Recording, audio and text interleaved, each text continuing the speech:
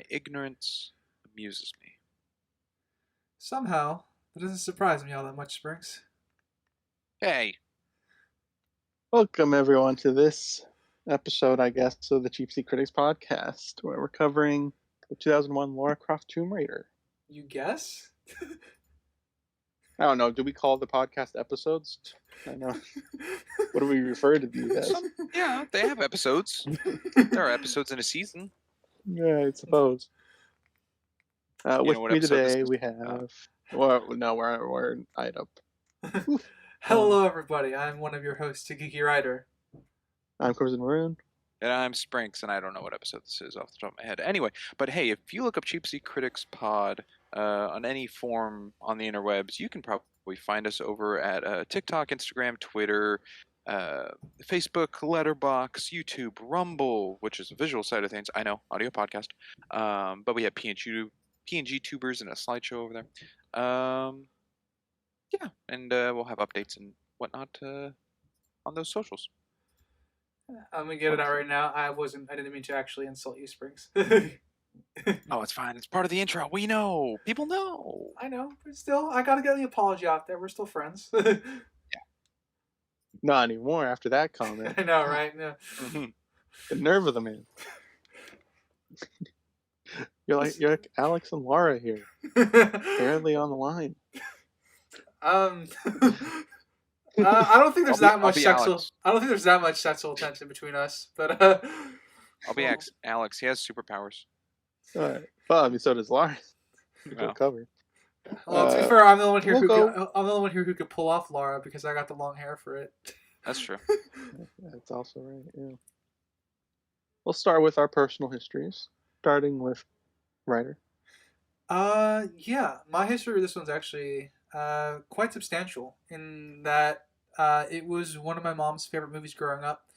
There weren't very many female-led action hero movies, superhero movies, or in that vein in the early 2000s. So, and my mom also happened to really love Angelina Jolie. So we as a family, I used to watch this film with her quite a bit. I don't remember if it's a film that she loves or she just enjoyed it. But I have seen this movie quite a bit, but it's been a long time, so it was fun revisiting it for the podcast. Nice. I'll go next. I've seen this probably 3 times, I think. And actually, before I continue, I forgot a part 2 of the question. You should talk a little bit about the gaming history as well, if you have any, of Tomb Raider franchise. Okay. Then I've played the original, and then the Square Enix reboots that started. Was it 2008? No. 2013. 2013. Yeah. I started with the 2013 Tomb Raider, and I've played the first 2 in the franchise, and I've missed the last one. I quite enjoyed the Square Enix 2013 version. But I think I aesthetically prefer the newer one because I much prefer the snowy, wintry environment. But I had fun. They were good. I quite enjoyed them. I wouldn't say they were great games, but they were definitely enjoyable. And we'll go back to me again now that I'm got things going in my head. Yeah, probably 3 times I've seen this. Once for the podcast. It's been a couple years since I've seen it last. I have played the reboot trilogy. I've played Tomb Raider Underworld, a little bit of Anniversary, and I've also played Legends. But I haven't played any of the original ones. And Temple of Osiris. Played that as well. Can't forget about that one. I also have some, I guess, merch for this movie. I have some trading cards I also have a sealed pack of it and a couple coasters from the advertising of this movie. Completely off-topic question for you, Crimson. Were you ever an actual baseball fan? As in, like, watching baseball? Yeah. No. Okay. Whenever my grandpa put it on, I'd watch it. Sorry. The He's a big the baseball angle to this question is I'm surprised you never got into baseball trading cards. guy. No, I definitely did not get into any sports trading cards. Sprinks, you're up. Yeah, I'm interested in how much you have for having seen this movie 3 times. 3 times, yeah. Let's see, Tomb Raider. This movie, this is my second time seeing this film. First time I watched it was with Crimson. I don't think I've seen the second one. I've seen the Alyssa Vikander one based on the 2013 game. I've played the very little of the first original. I've played a little more of the second one. Never touched the third. The reboot Tomb Raider one from 2013, and then Rise and Shadow. I've played the first. I've played all three. I've not beaten Shadow. I've played Temple of Osiris. I've played Anniversary and Legend and Underworld. I think it is not Underworld. Underworld. Yeah, where you drop a chandelier on an octopus. Feel like there's something else. I think I have 1 or 2 Tomb Raider comics. And I believe if a fight ran out, Lara Croft could beat Nathan Drake. Hey, there you go. I agree with that. Yeah, you're not gonna. Yeah, I agree with that. Which I think was a superpower beatdown. Yes. Yes, it was. Nathan Drake is a I better guess since escape you threw it artist, out, though. since you threw it out there, I also saw the Lisa Vikander movie, and I have seen bits of the second movie, but I have not seen the entirety of the second one. For this.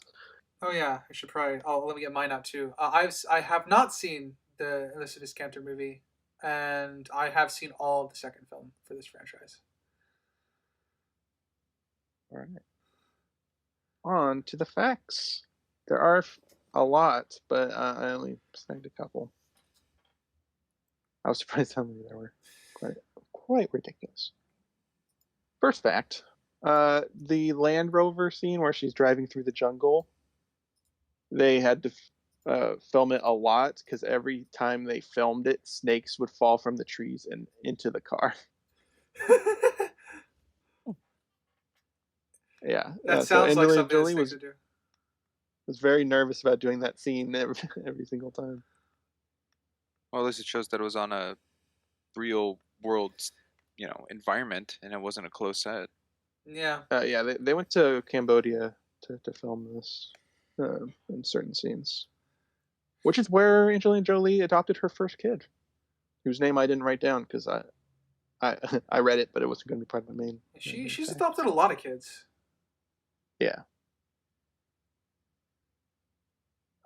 The holsters that she uses in this, she kept, which is cool, I suppose. I would have rather had the guns than the holster, but anything is a cool thing to have.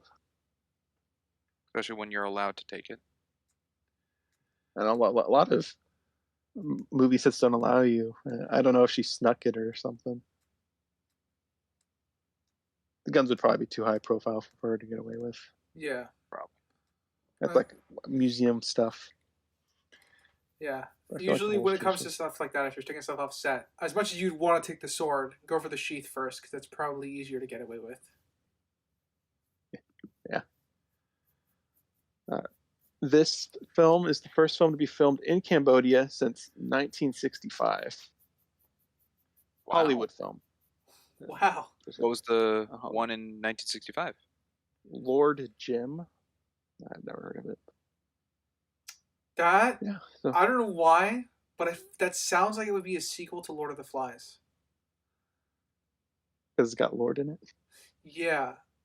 And the reason Character named the Jim. reason for that is because there's a character named Jim in Lord of the Flies, and that the whole story that's framed around is like it's all pretty much allegory, and I'm not a big fan of the work myself, but I understand why it's highly respected, in that it's about like a group of kids trying to form their own political societies, and I don't know why that sounds like it would be a Lord of the Flies sequel to me. Could be. I didn't look into anything other than the title of And my last fact I'll be going with is with Daniel Craig's character, Alex West. The original name for the character was Alex Mars, but the legal department took too long to give the thumbs up to that name being used. So the director, Simon West, used his dad's name so he could get legal clearance for it. Oh, Oh, interesting. Fancy Thus, that. Alex West was born. I guess I have a bit of a. I think it's this film. So I guess it's a half a fact. So I guess take it with a grain of salt because it's been a while since I've read about it. Um, I think Jolie got this role because she turned down being a Bond girl, I didn't and find that fact, but yeah, I don't. I can believe it. Yeah. She didn't want to be a Bond girl. She wanted to be the next Bond, and so she ended up getting this role. And I find it funny because the next Bond is in her movie. Yeah, and another fact, a secret fact. Daniel Craig uses a gun that James Bond is well known using. I don't remember what it was called, but there you go. Sure, any Bond fans out there would know that. I'm sure they would. And if you're curious, go ahead and look it up. Sure, there's a lot out there. And that is the facts section. We'll be jumping into our normal coverage. The structure we're going with is just popcorn. You can talk about the very last scene first if you want, but I find that doubtful. But maybe you guys will challenge me now that I've said that. See, we will now start. That Now that's on the record. What? Huh? Well, we'll start with Springs. Cool. I'm glad we're starting with me because I also have a fact. Okay. It's a very common fact, but it's cool because of this film. John Voight is actually, in real life, Angelina Jolie's father. Yeah. Oh, that is true. I didn't know Patrick that. Gates himself. That's cool. I actually didn't know that. That's awesome. But okay, I'll begin. Boy, did this beginning scream early 2000s. It's true. Yep. With how quick the title pops up and then like zoom in through her eye to where her environment. Zoom out from her Whew. eye to the environment. Yeah. It's quick. Yeah, it was very. It gets you right in the thick of it.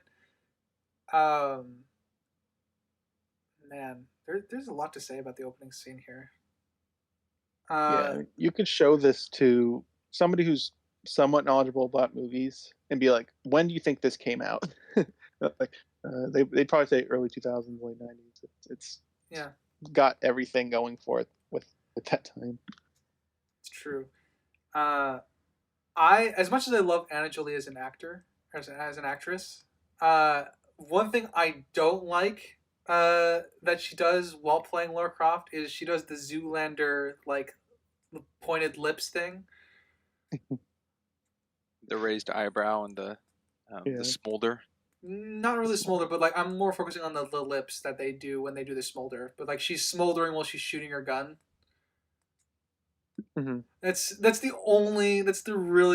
biggest issue that I have with Anna Jolie as an actress in this film. Because otherwise, I think she does a decent job as Lara Croft.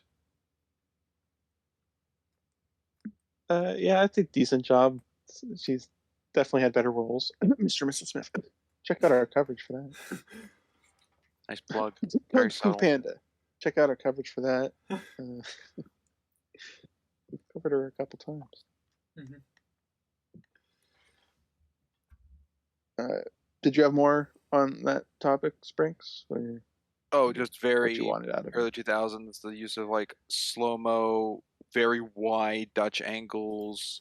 I don't know the type of music, but the music that is very very soft with like touches of not opera, but just like vocal, like a vocal of someone like yelling. Yeah. Sinister would know. I think Sinister it might would know. be He's the music called, guy, but I think it might be New Age, but I'm not a big music guy. Yeah, and with filming techniques of the era, you get a lot of quick cuts for action scenes, especially with the CG asset. I will Uh, say I did like that actually because it doesn't dwell too much on either the practical use of the I wrote battle droid, or the CGI use of it. You can definitely tell the difference, but it's very quick in cuts, so it doesn't, you know, It doesn't stay overstay on its one too welcome. much. Yeah. I mean, I understand the practical application, but I I think it does detract from the actual events happening on screen. When she's swinging around, it's trying to hit her and stuff. It's really hard to get a good layout of the surroundings with how quickly it's cutting each action. Though I think it's helpful that this is revealed to be a training room, so it's not obviously not an actual tomb that she's in, Mm-hmm. which I think does help a Even little bit. still, Yeah. I mean, even still, we see how destructive she is in an actual tomb anyhow. Yeah. Which is accurate to the game as far as I'm concerned. Yeah. Very interesting how much detail they put into this training room. They could have just had like stone pillars. They didn't have to engrave hieroglyphs and stuff into them. Uh, Lara it's Croft is rich, and I think detail at oriented. this point, I think authenticity in the training room helps her. For whenever she has to battle a giant robot on the field. Yeah, so something to that Yeah, effect. Whenever a General Grievous is coming after her, she'll be ready. Yeah, I'll yeah. say it She look. fights too. Yeah, I'm glad it's detailed and doesn't look like the Animus. Just a bunch of like gray pillars. I mean, Yeah, the gray pillars is more practical though. But I wouldn't mind if it was bland looking. if it's because it's a training room, I wouldn't mind if it was blend. But it's also like she gets away with it being as detailed as a training room as she wants it to be because she's rich.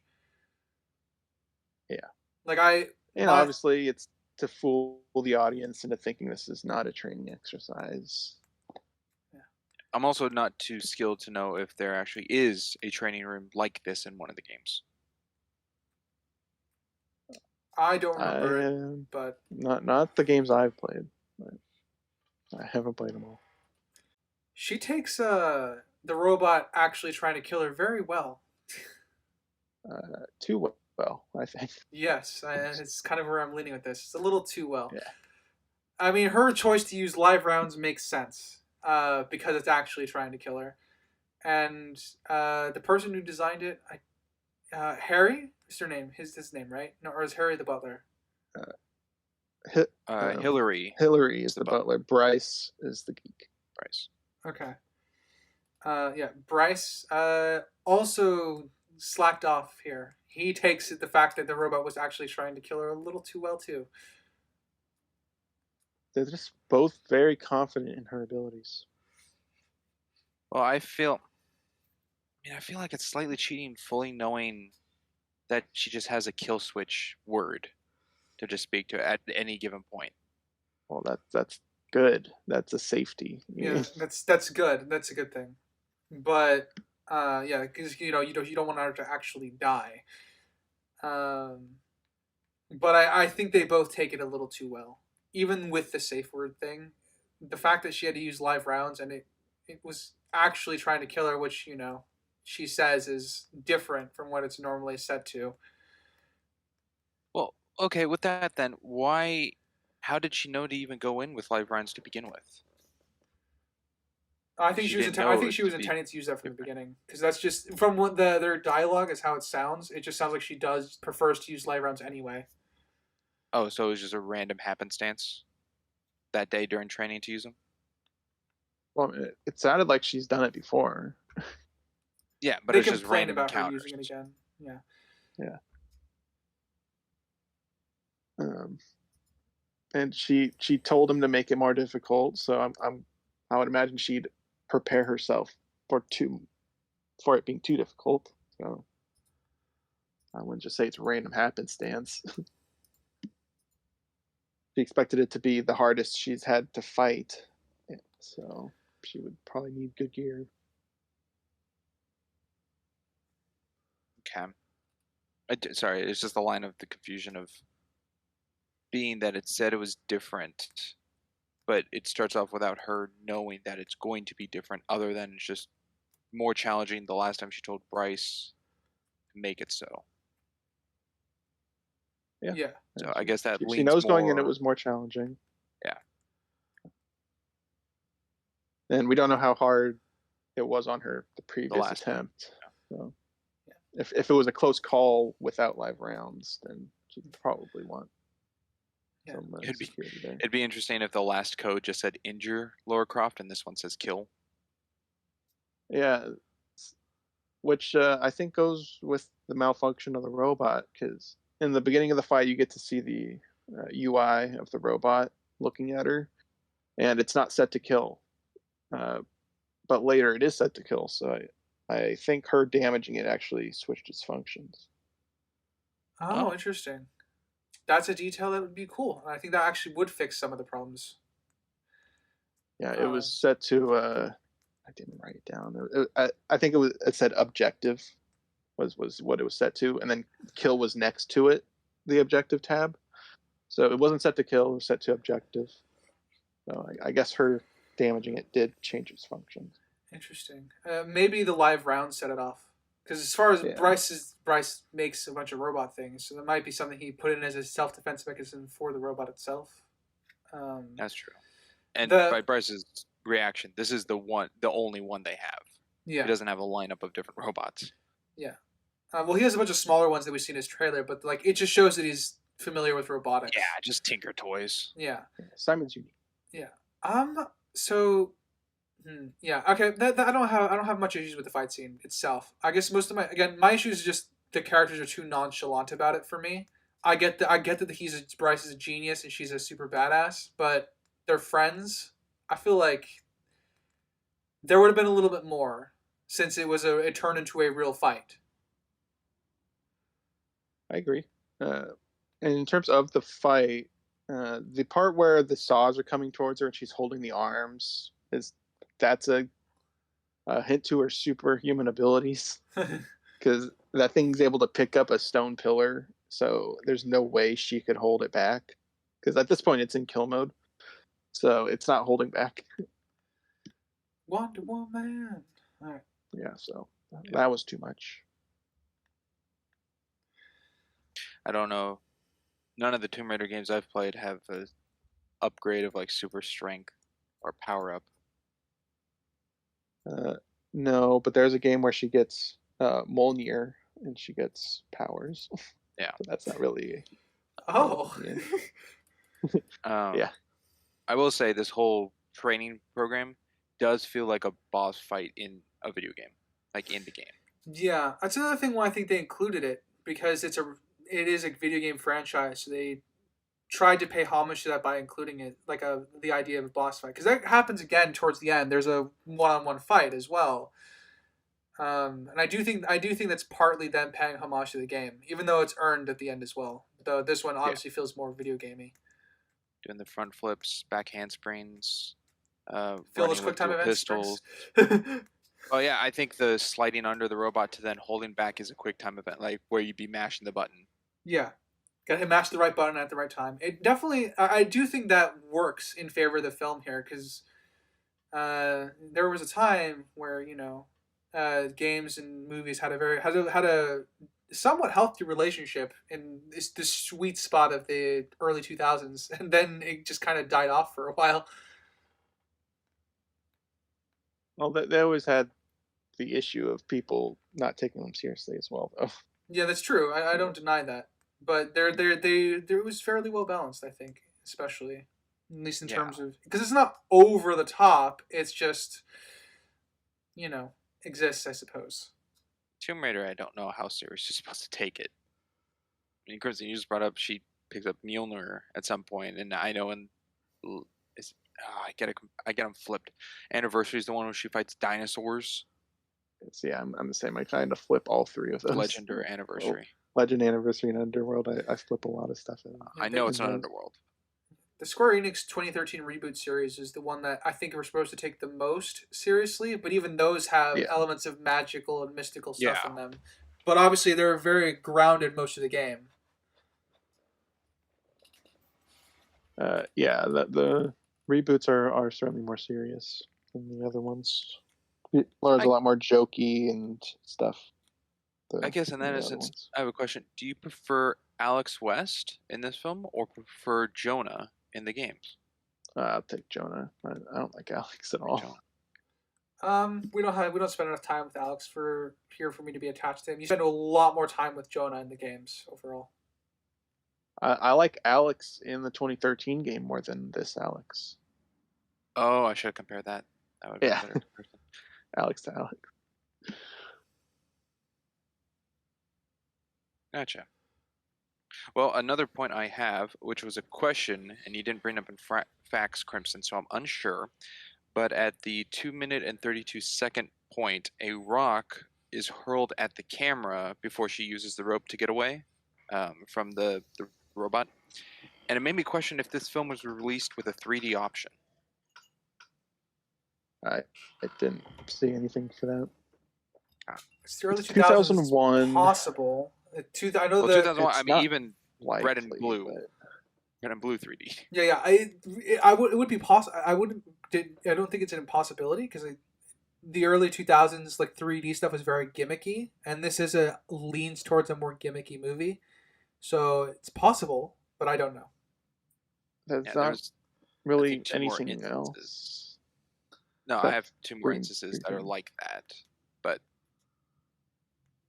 Well, I since just you're on the didn't know. topic, what were the other two? One is when she's fighting the multi-faced sword fighter. Yeah. Yeah, at 58 minutes 58 seconds, a stone paw's hurled at the camera, which I actually think is the one that's chasing her out of the temple. I can't find my note on the other one. Okay. But stuff like coming at the camera, which made me question. Yeah, I didn't see anything on any 3D stuff for it. But 2001 seems a little early. Like I feel like that took off like 2003, but I don't know. I got a point, I guess. Alright. As much as I enjoy the excessive shower scenes for Angelina Jolie, because she is a beautiful woman, I think it lasts just a teensy bit too long. It doesn't need to be there, except for the payoff of dressed like a lady. Yeah, I mean, like I said, that can be added on. There's ways to work around that in. I just think the shower scenes, as much as I like it, because it makes sense that she would shower after working out, essentially, lasted just a little bit too long. The camera was hung on it just a little too long, I think, for pacing. Anyway. Writer, I agree. I think, what is there, 5 cuts of her in the shower before she's toweled up with Hillary? Sounds right. Yeah. And this goes towards what I was saying of it feeling very early 2000s because there's a shower scene in like everything in this Yeah. stuff. Yeah, everyone's sexy and sex sells. That's pretty much the mindset back then. Yeah. I will say, I think the edit right before it was pretty bad. Of timestamp 6 minutes 32 seconds. The hard cut from Hillary being like a funny haha jump scare of Simon the Robot like sparking to then just cutting straight to the shower. Why is that bad? It was not paced well. I mean, it felt like it was cut too like edited too harsh, like You wanted a fade transition or something? No, it didn't need a transition, but I think the cut, like a little more dial from the jump of Hillary for like, audience reaction or You think it's too instantaneous, the jump?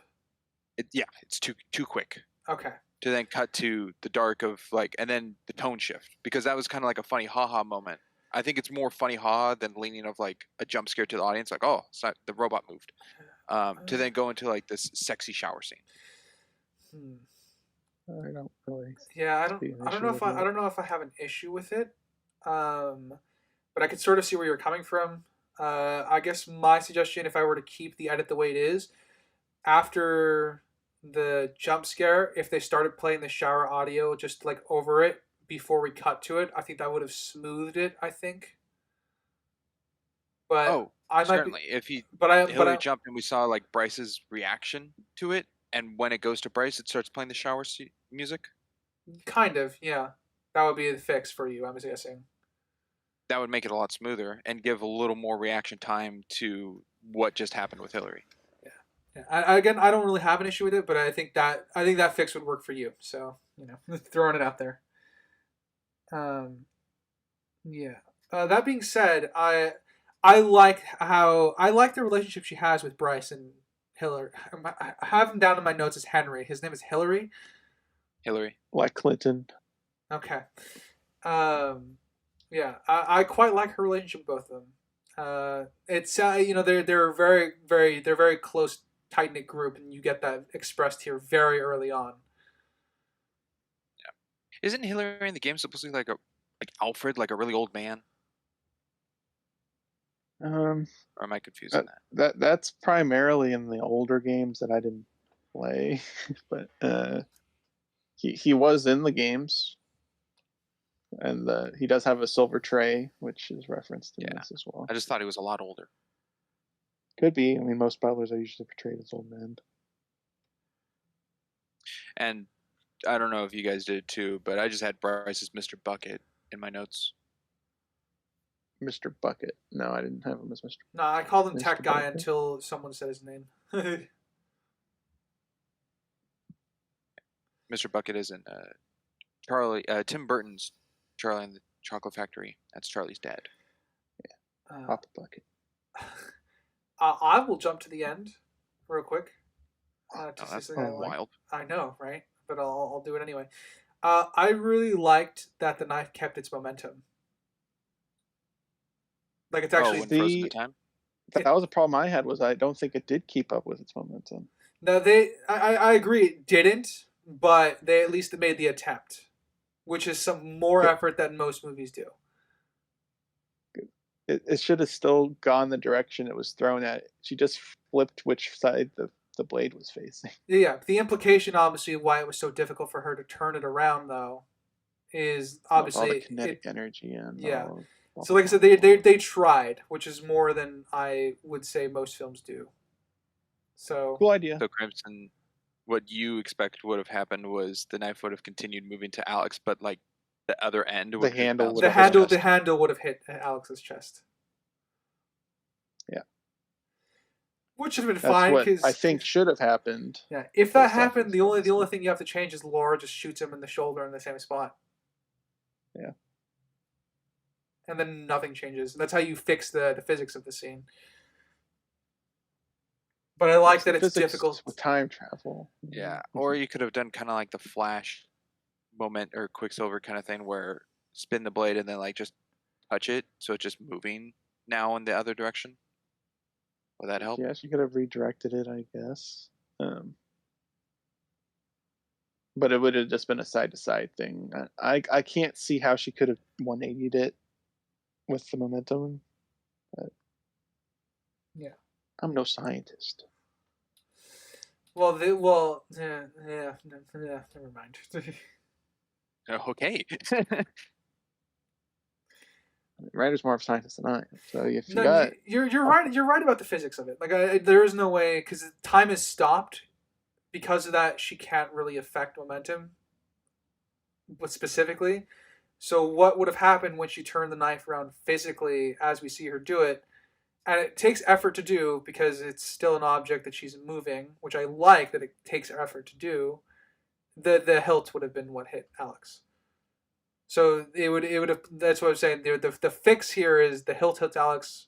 She just shoots Ian Glenn in the shoulder. Yeah.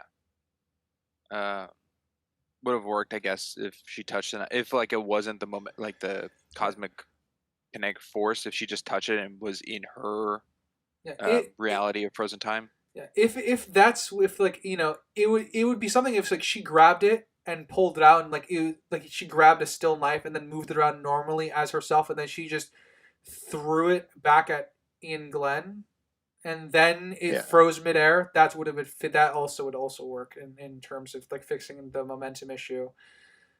Because now it's on a new track. Yeah, that would work.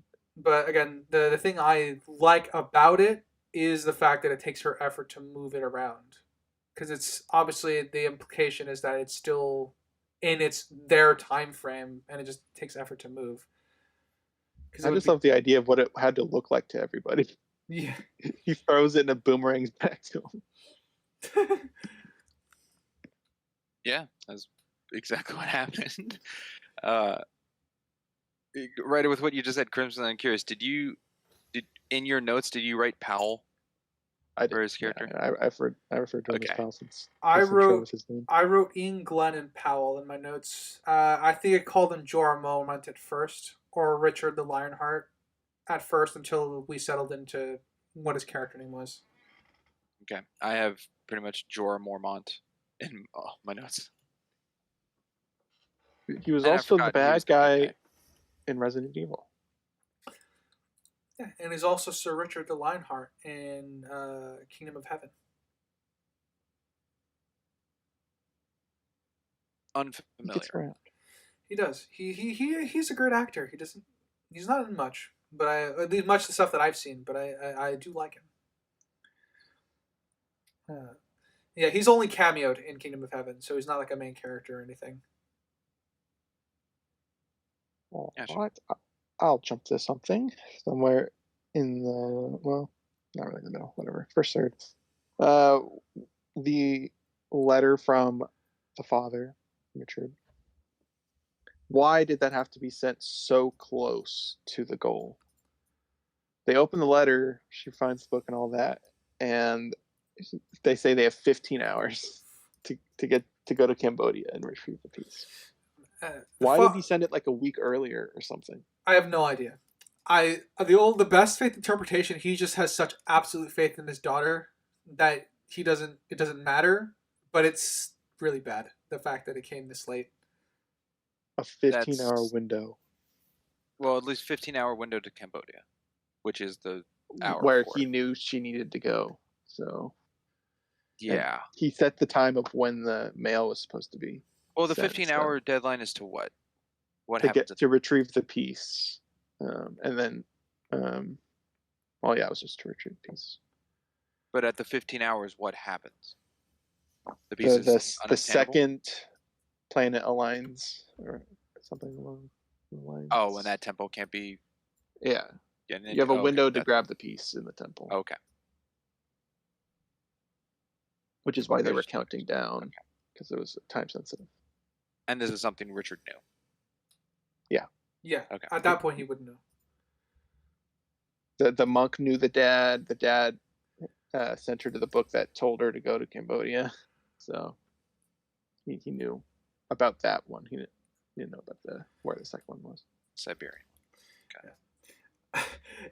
Because it's been so long since I saw the movie, I didn't know who the evil shadowy board of figures was, so I listed them down as the Illuminati, the Freemasons, evil shadow board.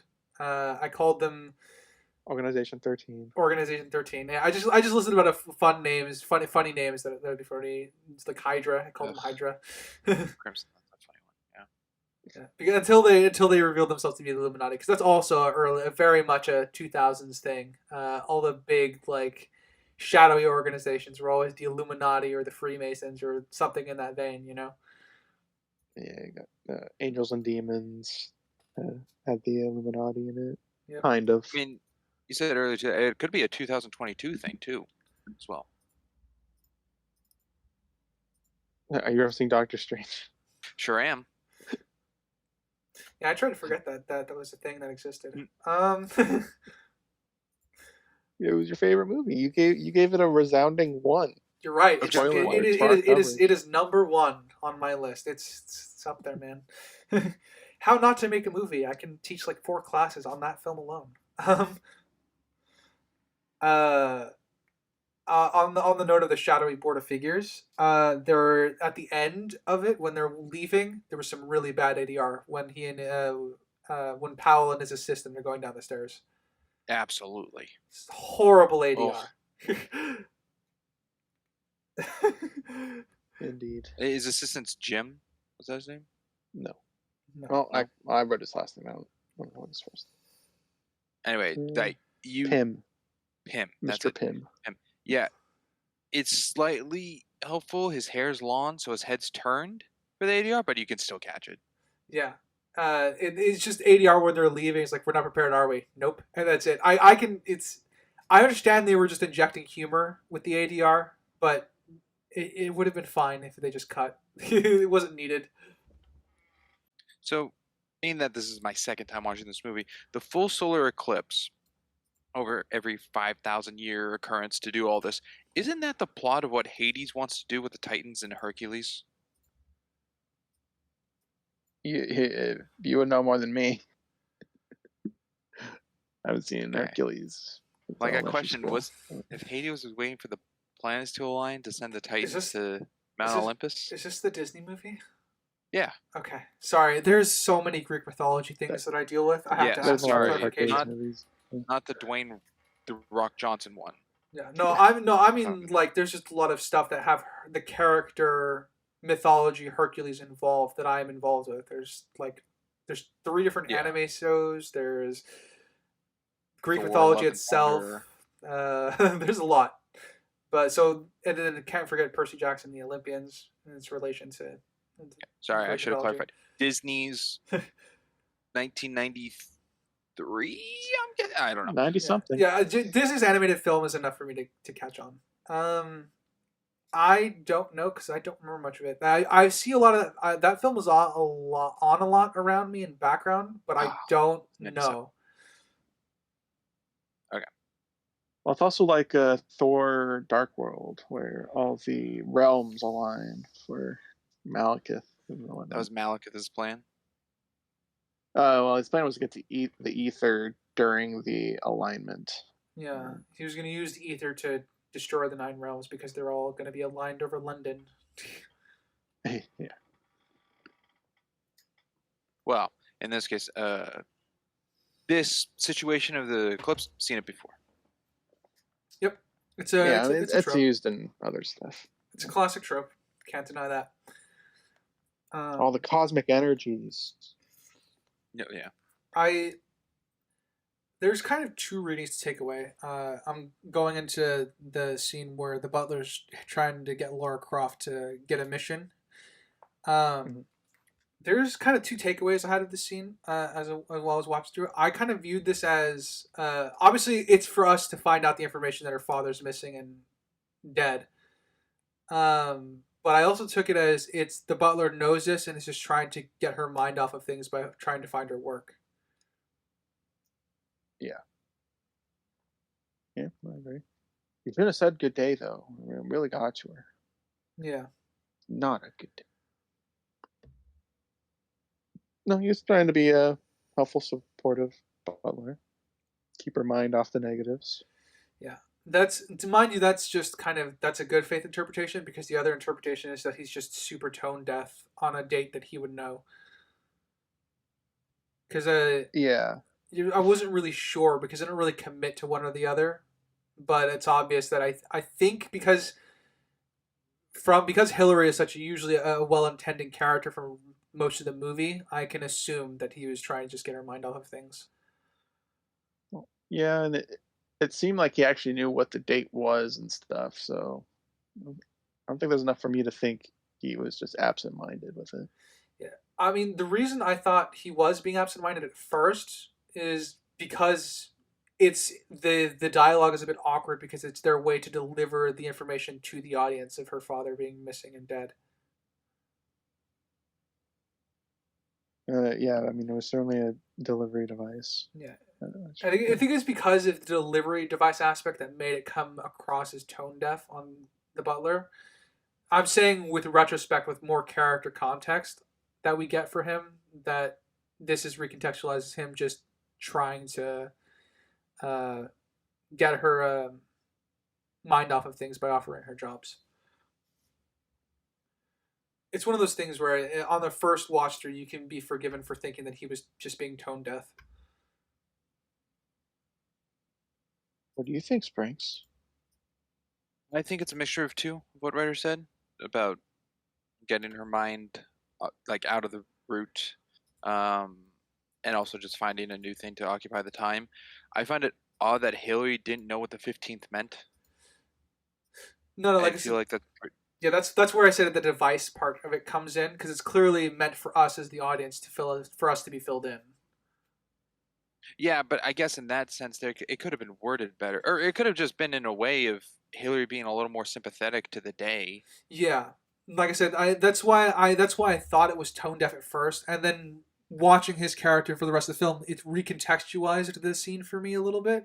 Because my first reading of it was he was being tone deaf because it was framed in that he didn't know the 15th, even because Lara Croft had to remind him, you know? That's why it came across as tone deaf for me at first. Yeah, I d- I'm with the side that he does know, but the way he went about it, I think, could have definitely been nicer to Laura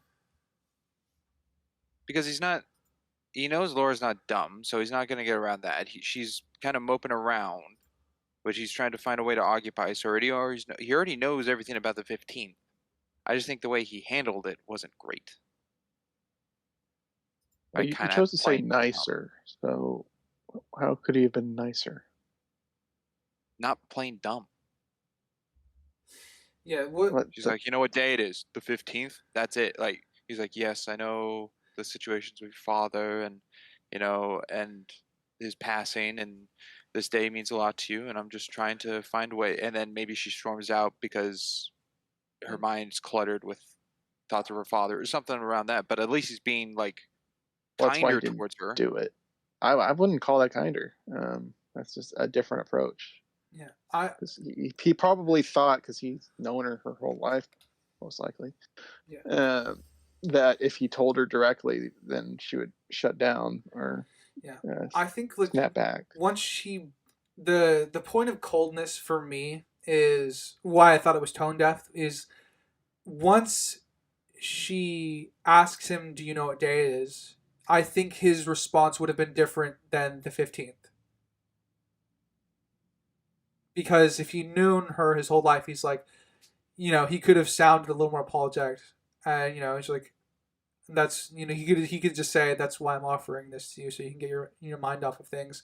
And that could have been the end of the conversation, Yeah, pretty I much. mean, it could be played off a couple different ways in the interpretation of it. Like, there's the 15th, but it's not the 15th that her father went missing or died. So it's just any 15th. It could be Hillary saying the 15th as in like kind of like a move on situation, which I Ooh, think is that the would, rudest option of it. yeah, I wouldn't want to do that. Sorry, go on. Finish your thought. No, no, I'm just saying like because of what was chosen to be said out of Hillary, I think the implications of what it could be. I mean, there's nothing defined, but I think the one that solidified that stands up is kind of the plain dumb, even though he knows, um, which is trying to be soft to Laura. But Yeah. again, it could be seen either way as well. Yeah. While we're giving fixes, I'm going to pull this back to my original criticism of the scene. It comes off as too much as a tool on the writer's behalf to get the information across to the audience. Because I do think it can damage Hillary on a first viewing. That's usually a me complaint, talking about obvious writing tools. I mean, could have done. I mean, the easiest thing they could have done is a show not tell, like just someone walking by a calendar. You don't have ownership of that one, Crimson. Come on. I know. So I just pointed it out. You beat me to the punch. Yeah. It's all right. Yeah. This is but yeah. So that is my that to pulling it back to the my actual criticism of the scene is like I understand the writers chose to do this to get the information across the audience. It could have been done in a smoother way that does not affect Hillary in a negative way. Because ultimately, I think watching the rest of the movie recontextualizes Hillary's actions in this scene. But if you only watch this movie once, you could be forgiven for thinking that Hillary kind of comes across as rude in this scene, being tone deaf. I really feel like I need to rewatch this scene because I didn't get any of this potential rudeness Oh both have wow. been talking about. I didn't get any of that. Yeah. I It's need to also, but it rewatch also, that. I will admit, the British thing is much more stoic, so it might not be rude in British culture.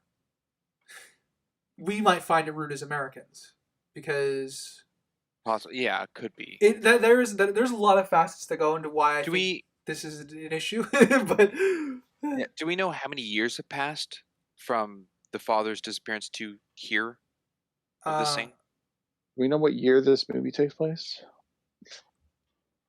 No. no, we don't. We just know when the dad died. It was 1985. Yeah. And if we're to assume this took place the year of release, 2001, then that would give a 16 years. 16-ish year window. I guess it kind of plays around seeing young Lara with her father, and she doesn't have any Yeah. memories older than that. So if you want to add 16 years to that So that child, could fit.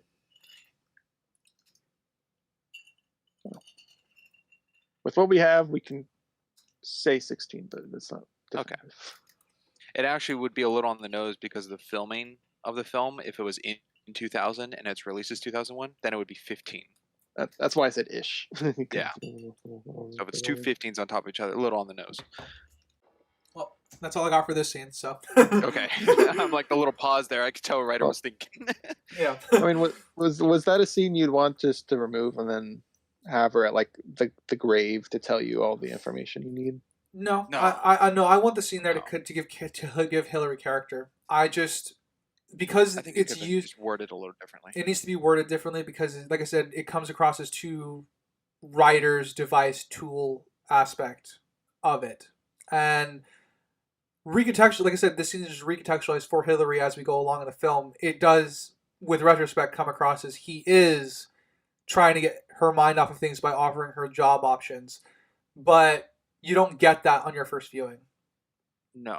Now, Crimson, you didn't see this, so writer, question for you: would it make any difference of the feel or tone of the film if rather than starting with Hillary and Laura in the office to Laura going to the grave, if it started at the grave and then Laura was walking back to the manor and came into Hillary, like bumped into Hillary? That way the audience already knows about that without going to there afterward. Do you think that would have been better in any regard?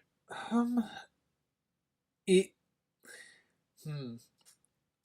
In that case, I think it would help fit the tone. So it's not you can then change the office dialogue a lot because at that point your job is done as communicating that as a tool that her father went missing or is missing in the field.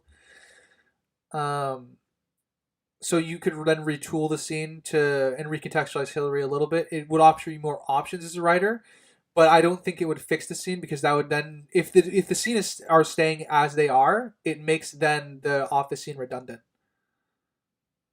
Okay. That's pretty close to a question I was going to ask. Or I was going to say, would it be better if instead of just fixing the office scene, we cut it and have her and Hillary at the grave? So he's there to comfort her, and we get the conveyed father. That might be the best option. That would be the best option. Yeah. Also, this also might play into why Hillary's not an old man, not to play like a fill-in father figure because of her dad's gone. That's true.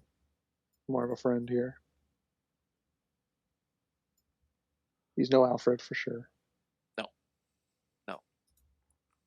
No Andy Not to me, Serkis or anyway. Michael Caine. Or Michael Gough. Or Ian McKellen.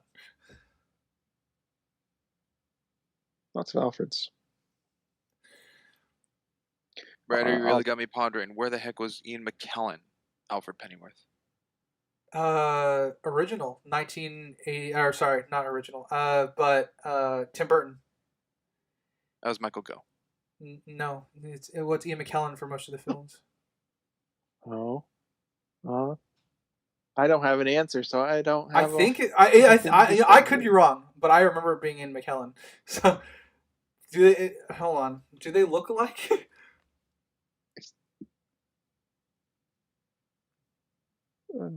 Yeah, you really got me going. I'm like, I don't think Ian McKellen's ever played Alfred. Alfred. No, I'll happily admit that I'm wrong if I'm wrong. I'm gonna look it up real quick.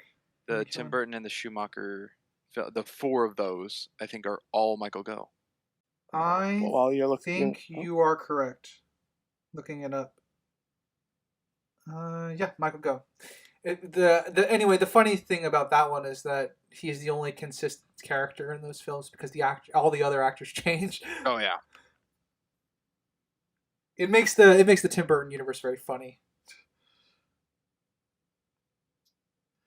I'll jump to the first temple we go to. Lots of stuff happening here, but I'll just talk about one aspect of it, being the timing aspect of it. I did not count if it was actually a minute. That's not. I don't know if Sprinks you did that. Usually you I have a slight in on you do that. that. Yeah, but my issue with regards to timing is with the pendulum ram, because presumably it's supposed to hit it on its first swing or possibly second, but then you have the whole momentum loss thing. So probably the first hit is supposed to be a direct hit. And since everything's supposed to be revolving around time, the fact that it didn't hit it on its first try, I would have thought made it late and not work. I doubt they planned on a person climbing onto it and building up momentum to swing and crack the glass. Yeah, I'm which sure makes on me the think you first. don't even need the ram. You could have just broke the glass. Yeah. Yeah. I'm sure on the first go, when they tested and belted, it did work. I'm just figuring over time deterioration on the ropes and everything. Oh, the rope should have snapped by that time. Yeah. That shouldn't have been operational. Yeah. But it's it's a Tomb Raider tomb. Would have been better rather than the whole momentum thing if it just didn't touch Lara, just shot it.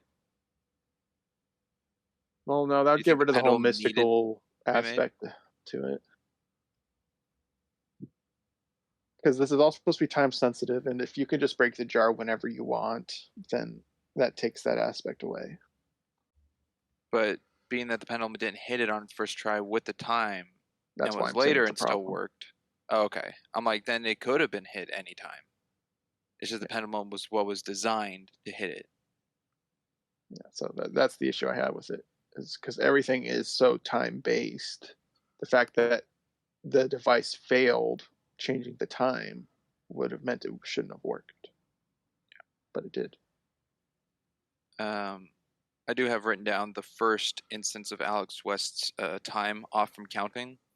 I didn't write down the second one, but the first one is 50-second mark is at timestamp of the film 49 minutes 49 seconds /50 because he finishes saying 52nd when it flips, and then there is a 41-second count, which is the next thing he goes starting at 41, which is a 9-second difference, which is at timestamp 50 minutes and 8 seconds, which is 18 or 19-second difference in the film. Okay, you could have just did that. I'm giving the examples of time. Okay. Yeah, I had a feeling it wasn't accurate, so I'm glad you got the numbers on it. Another error potential, I guess. Some little research I do with it. With this temple is her fall that she did at the Jasper. Where she died? Yeah, it's a shame. Oh, that was a 8-second fall, which would be roughly 1,000 feet that she fell. Based off. Yes, dead. I know. So yeah. Not just dead. Superpowers. Paste of grabbing stuff. "Quote unquote fall." It was just her on a green screen waving her arms around. She wasn't moving. Okay, we don't know. Gravity could be different in the chamber. She wasn't. She was not falling. Yeah. So 100-story fall, and she ended up higher than the bad guys that entered the temple. So Yeah, they must have that's down a lot. That was my criticism. Is I have no idea how the geography of this place is laid out, because she just runs straight out, and like once she leaves the temple, I was questioning the geography. Well, that's the thing, Ryder. There is none. They didn't design it. That's true. Yeah.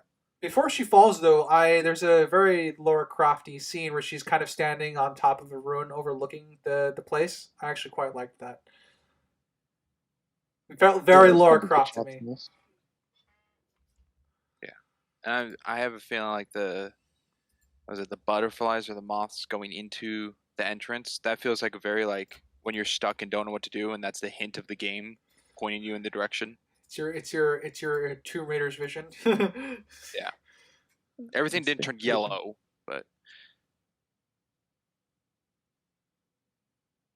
or actually, I think in Legend Anniversary, like Underground, it's like kind of black and white.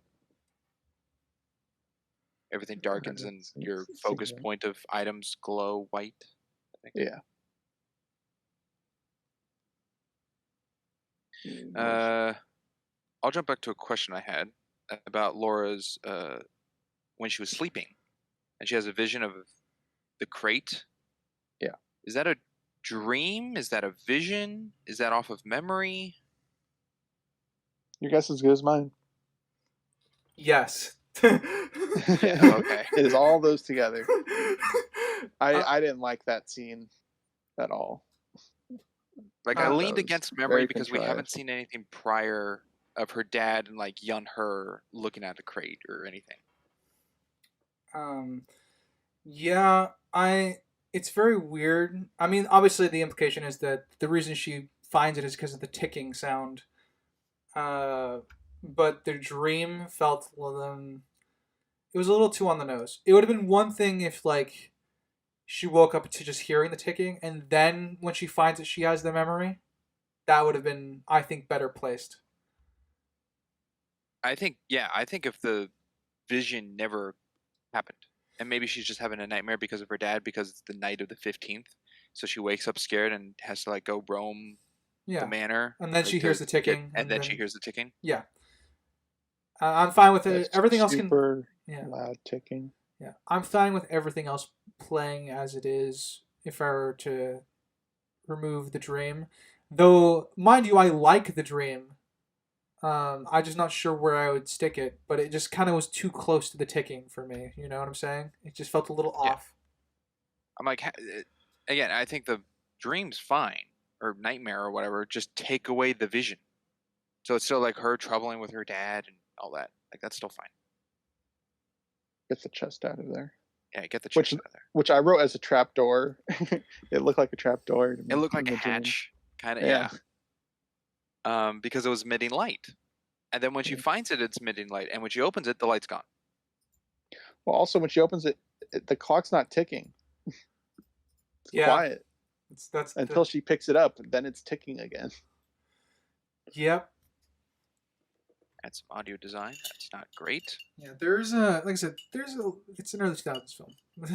I recognize the effort that's put in, but there's still a lot Oh of yeah, mistakes made. but if they're already editing in the ticking noise beforehand, why stop it? Probably for the ambiance of the scene or something. But Yeah, it's the realization. Ooh.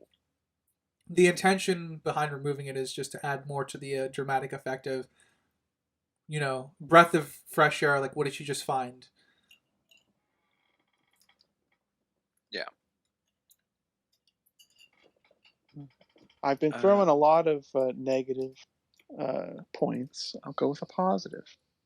A humorous part to me was the auction. I thought that joke of her bidding was pretty funny. I was curious on that. I don't know the right term, but was that a sense of like shill bidding? Like just bidding. I was trying to find. I was looking up like terms of terminology of bidding. It's the use of bidding just to raise the price for someone else you know is going to go for it. Like taking the gamble that you're just making. That's okay. No, that was an accidental bid. Yeah, it was absolutely an accidental bid. It was funny. I agree. I chuckled because even she was uncomfortable realizing she just bid accidentally. Because she's trying to get someone's attention, and the auctioneer just happened to say, "Yeah." Waving back at Mr. Wilson. And shill bidding is typically for charity work. That's usually where you see that the most. Because even if you're wrong about your gamble, your money's still going towards something. Yeah, I knew shill building isn't the right term, but it's the closest I could kind of find. Like shill building is when it's like someone of like a family or friend or relative of the item being bid on that you have connection to. At least that's what I could find. But that's not the exact term I was looking for. the situation. Yeah, it was an accidental bid because he waved at her and she waved back, and that's a sign of a bid. So the auctioneer caught it. And then she was worried. Oh my gosh, am I going to get I forgot. Was it a clock on auction? I think it was a clock. It was something ridiculously overpriced, I'm sure. Oh Yeah, yeah, it it was was like 2.6 2.5 million mil. pounds. It was 2.5. Well, she bid for 2.4, but then the winning was 2.5. 2.5. No. Okay. Very pricey. I'll touch on something I really didn't like of the film, which just goes with the pacing of it. A whole talk with Mr. Wilson, and he goes, can't really help you. Your father was a great man. And then Lara And he Croft calls her motorcycling back home, immediately. and then immediately it's 5 seconds. He calls and goes, "I changed my mind." Yeah, there should have been a scene between that. It's very fast. I just wanted something a It little more to feels like space the it out. deleted scene was right there. Yeah, it's fast for the audience, but in world it was nighttime when he called, so Yeah. he had time where he was It fighting with himself. Should he snitch on her? yeah, there is definitely Yeah, But there is we a didn't lot of get time that as has an passed. audience. there is a lot of implication of what's happened. Like it's clear that they do get across the point that time has passed, but I'm assuming you're speaking more to the actual pacing physically to the Of the audience, film. right? Yeah. Yeah. Yeah, yeah, Yeah. and I agree with I you. could be I convinced of noticed that. it. Yeah. I didn't Mhm. I wrote it down like wow, that was fast. Um even though in world it It's was kind of not. just yeah, but it's also kind of not fully neat. I guess he's changed his mind, but why couldn't it have been just like when Laura's getting up to leave? No, Yeah, the like point is she left through the. He looks at her through the window. She gets on a motorcycle, then he goes to the phone or something. well the point of it is he feels like he's betraying her and he needed time to wrestle with that. That's the implication of Yeah, why it took so long. So I'm fine with it taking as long as it does, but there should have been a scene in between. Because it's okay. clear I'm like, I, it's I clear think that it he could still been achieved if Laura, like, he changed his mind, told her, she walked out of the room, then he had that talk to himself of like, I'm sorry, which he does over after the phone call. no, because you Unless, lose the time of where he's wrestling with himself. No, oh wait, no, Yeah, hold on. Are you talking about where he's wrestling himself after he made the phone call? yeah, Okay, yeah. If you were to invert I'm like, that, that can still be done. maybe I can see Like, the that. only thing I can think of is Mr. Wilson doesn't know who Powell is, and like the time jump is like him getting in contact with Powell. It's kind of ambiguous as to what his relationship with Powell was, but I mean, he knew it was bad for Laura, which is why he felt bad. So he has to know yeah, Pal's not good. yeah. So I Yeah, don't but think that did I he don't. know that when they first talked? Well, yeah. Why would he think that it's Well, bad that's why he after? didn't tell her at first. That's why he didn't immediately just refer her to Powell because he's has to wrestle with it morally. Okay. And you're Okay, I fix see that. He's you're wrestling more over the thought of Powell than betraying the dad. I mean, it's a mix of both, yes, but I'm thinking because of the context of going from the immediate next phone call to talk about Powell, well, he I clearly think cares that's what about the main Lara thing was. though. Yeah, Uh, Before we get straight but too he did much, kind of dead sorry. ender. Well, his character just stops here. There's nothing more to him. To kind of go with your earlier suggestion, Springs, I don't think that would fix the scene. I think it would help. Um, Oh, yeah, I'm not so much focused on the scene, but the pacing of the film. yeah. Well, your suggestion to stretch out with the pacing would be you take the end of the phone call where he's wrestling with himself and you put it into when he's watching her drive away from his office on the motorcycle. That's what you're suggesting, right? No, not No. exactly. No, like she gives him the clock. He goes, "Your father was a great man." She goes, "Okay." She takes the clock back. As she's walking towards the door, he goes, "Actually, I know a guy could jot it down on a piece of paper there. Give him a call," which is Powell. Which is my question: does he know who Powell is in that moment? So because that's him thinking about it while she's walking away. Could even do the slow motion, which they do throughout this whole damn film. And he gives it to her, and then when she leaves and closes the door and goes on the motorcycle, then he sits down, has a drink to himself, and goes, "Sorry for betraying." No, I wouldn't like that. The reason I don't is because that's not enough time to him to wrestle with the problem of giving Laura up as betraying. So I it would fix the pacing, but you would damage the character. And obviously, I view one worse than the other. Yeah. um, I guess I'm really just fixed on whether or not Mr. Wilson knows Powell in yeah. that first bit. Again, it's ambiguous. It could be he does, or could be that he does research and eventually finds it. Crimson, is this another instance where you never saw this, or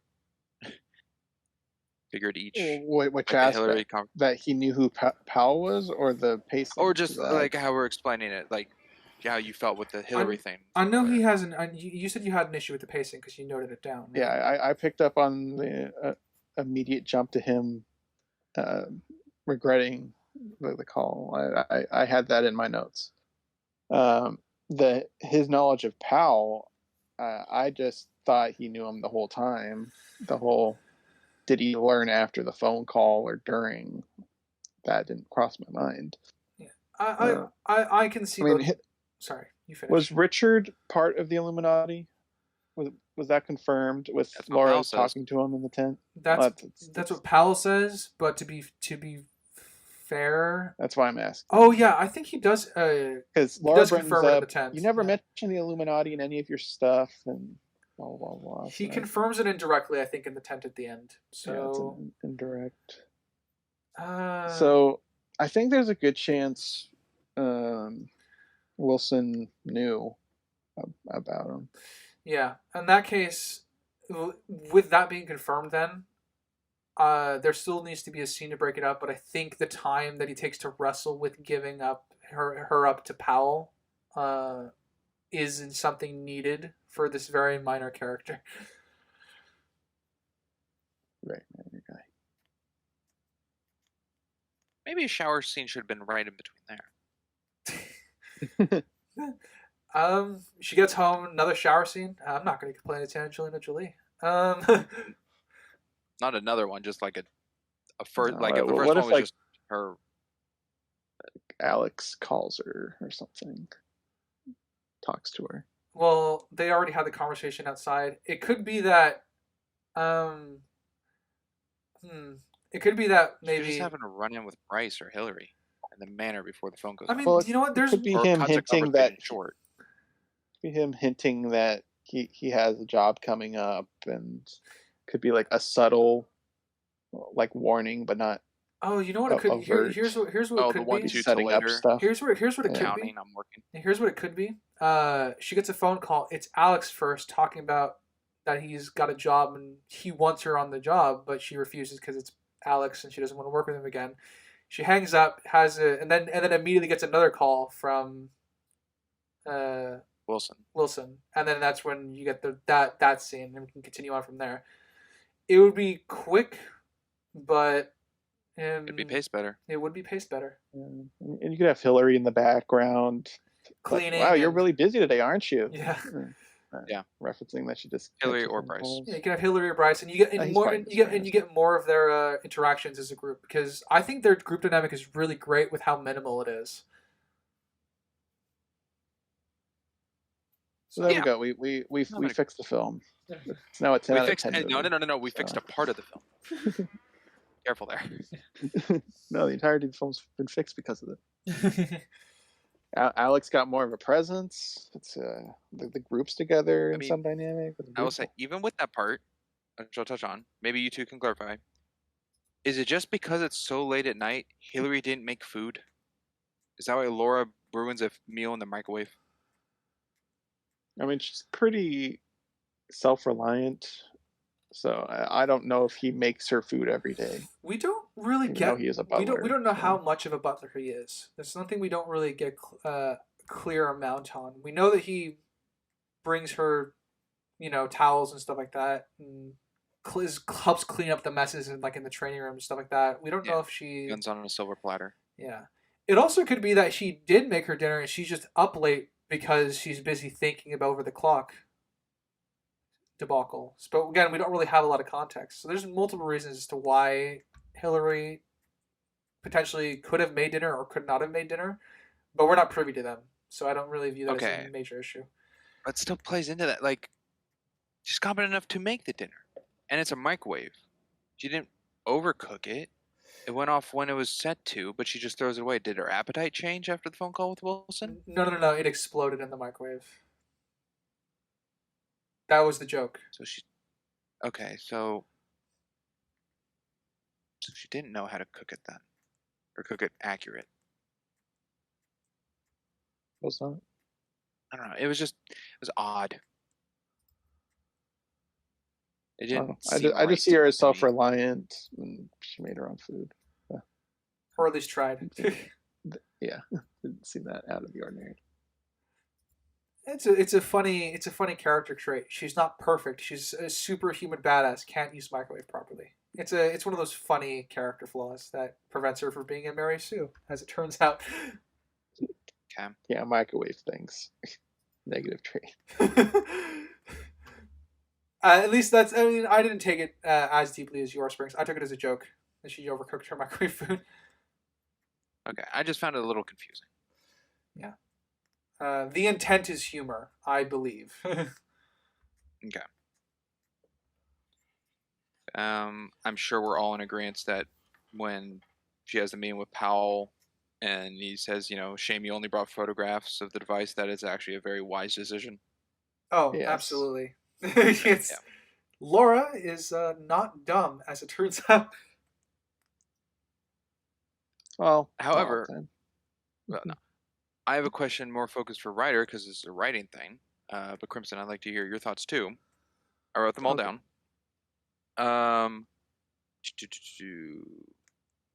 My practice centuries around antiquity. Antiquities. God. Antiquities. Thank you. But the origin of this clock completely eludes me. That's quote 1. Quote 2. I think I've never seen anything quite so beautiful that I know so little about. That's the second one. Third one. This is a pleasurable torment. And fourth one. My ignorance amuses me. Did he say the same thing 4 different ways? No. No. The No. tone, especially with the second one, the tone is half flirting at Laura and then referring to the clock. So there is definitely different intent behind each line. Yeah, because The I mean, fir- you could make it as broad as you want to be like, he said 4 ways of saying he doesn't know what it is, but each line conveys different things as well. each line One conveys. conveys he's an expert in something. The ignorance one just says he's dumb about it. And yeah, 2 of them are flirty undertones as well, so it's a double meaning. So there's more than just 4 ways of saying he doesn't know what it is. But it is also 4 ways of not saying he knows what it is. Even That's if why it I said is, if you want to paint it broad, yeah, but it's if more you than want just to, if that. you want to see it that way, yes. But the point of it is just the writer's doing a good job of layering the dialogue. Because right now his job is to come across as to Laura that he doesn't know shit.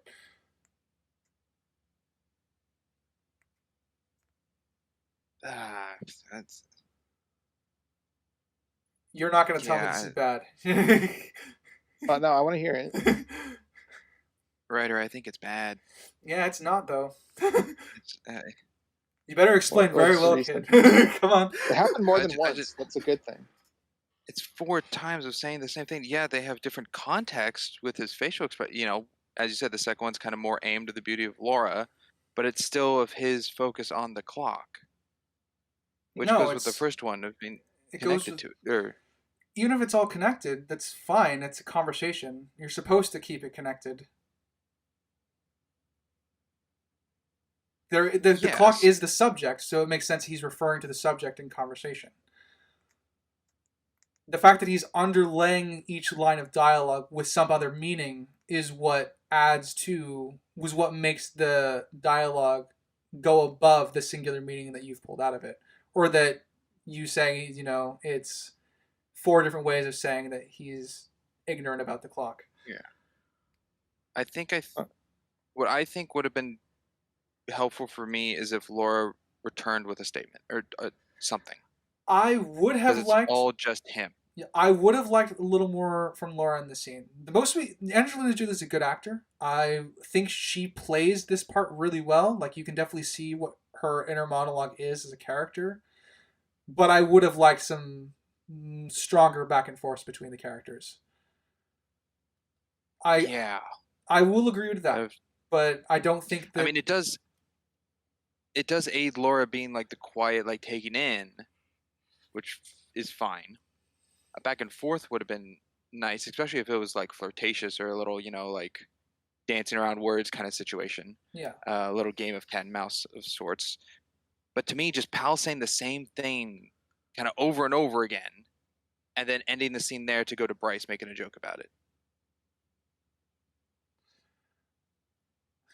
yeah. I mean, it's just him thinking he's the smartest in the room. I mean, the more words he throws at her, the more he thinks he's getting to her, I guess. Again, I don't. I can, like I said, I would prefer. I like when my characters interact. So Laura being having a more proactive role in the conversation would be nice. I don't think it's needed though, because obviously the ball's in Powell's court because he's supposed to be the expert in antiquities as he introduces himself. Yeah. No, I'm Um, I'm agreeing. It's not needed. I think you're it's a just little saying it would wanted help. out of You were me, just saying it would but help you with the pacing of quote unquote the repetitiveness. yeah, Um, yeah, because the beauty mark is to Laura. He looks at her, but even still, his mind's still focused on the clock, which you're picking up as the flirtatious fine, which is fine. I also see that, but just like constant words out of his mouth, and Laura doesn't say anything back, and it's all back to back of the same four things, which have the broad stroke of saying the same thing. I didn't like. I'm sure it could have. It didn't need to be monologue because then that could get a little exposition dump, and I don't think that's needed at all. But I think it could have just been worded a little bit stronger in a thing where it could have been a paragraph said of talking about the clock and then looking at Laura trying to get expressions out of or get something out of her by like finding like keywords, seeing if anything clicks, like it's a test, rather than focused on his self. Because it does seem later on, Powell does need Laura's help. He's kind of like seeing her reactions to things around, bringing up things about her father to get emotional responses out of her. And I think like in this moment, even knowing because we know at the end it's revealed, but he has a connection to Richard, and like it was a mentor, no matter how depending on how strong that was. But just kind of playing with Laura here. you I get that's what you want, but there's also the aspect to his character where he's selfish. He's very narcissistic. Yeah, very narcissistic. Sprinks, I'm going to make a comparison. I looked up the quote so I get it right. To Gilderoy Lockhart in Harry Potter and the Chamber of Secrets. His intro scene. Gilderoy Lockhart, Order of Merlin, third class, honorary member of the Dark Force Defense League, and 5 times winner of Witch Weekly's Most Charming Smile Award. But I don't talk about that. I didn't get rid of the Bandon Banshee by smiling at him. That entire thing is just to say how good he is. That's what every single example is listed for. Is that bad? Because they all just say he's good. That's slightly different because Gilderoy is a charlatan. And and um, Powell is Powell egotistical. isn't. That's true. The different trait, but But it's the same problem or same it's example. boasting. They're both boasting. Yes, However, I don't see what you just said with Gilderoy saying the same thing over and over. There's a it list is of though. different That's what examples. each example is. Just proof how good he is. Meanwhile, every line he says here is just trying to make him sound smart. It's just conveying the Well, one no, thing with multiple examples. I don't think these are trying to make him smart. These are all loss. It eludes me. I know so little about it. It's torment. It's ignorance. It's things he doesn't know that he'd like to know. Well, that's the words he's conveying, but not how he's conveying them. He's saying them in a clever way. He could just be like, "I'm a dumb idiot. I don't know anything." That makes him sound stupid. But when he's listing out these things, it makes him sound smart about his ignorance. So if He's you want trying to to read come. them He's trying to on come. Yeah, paper, he's trying to come across as ignorant about the clock specifically, but not that he's a dumb person. Yes.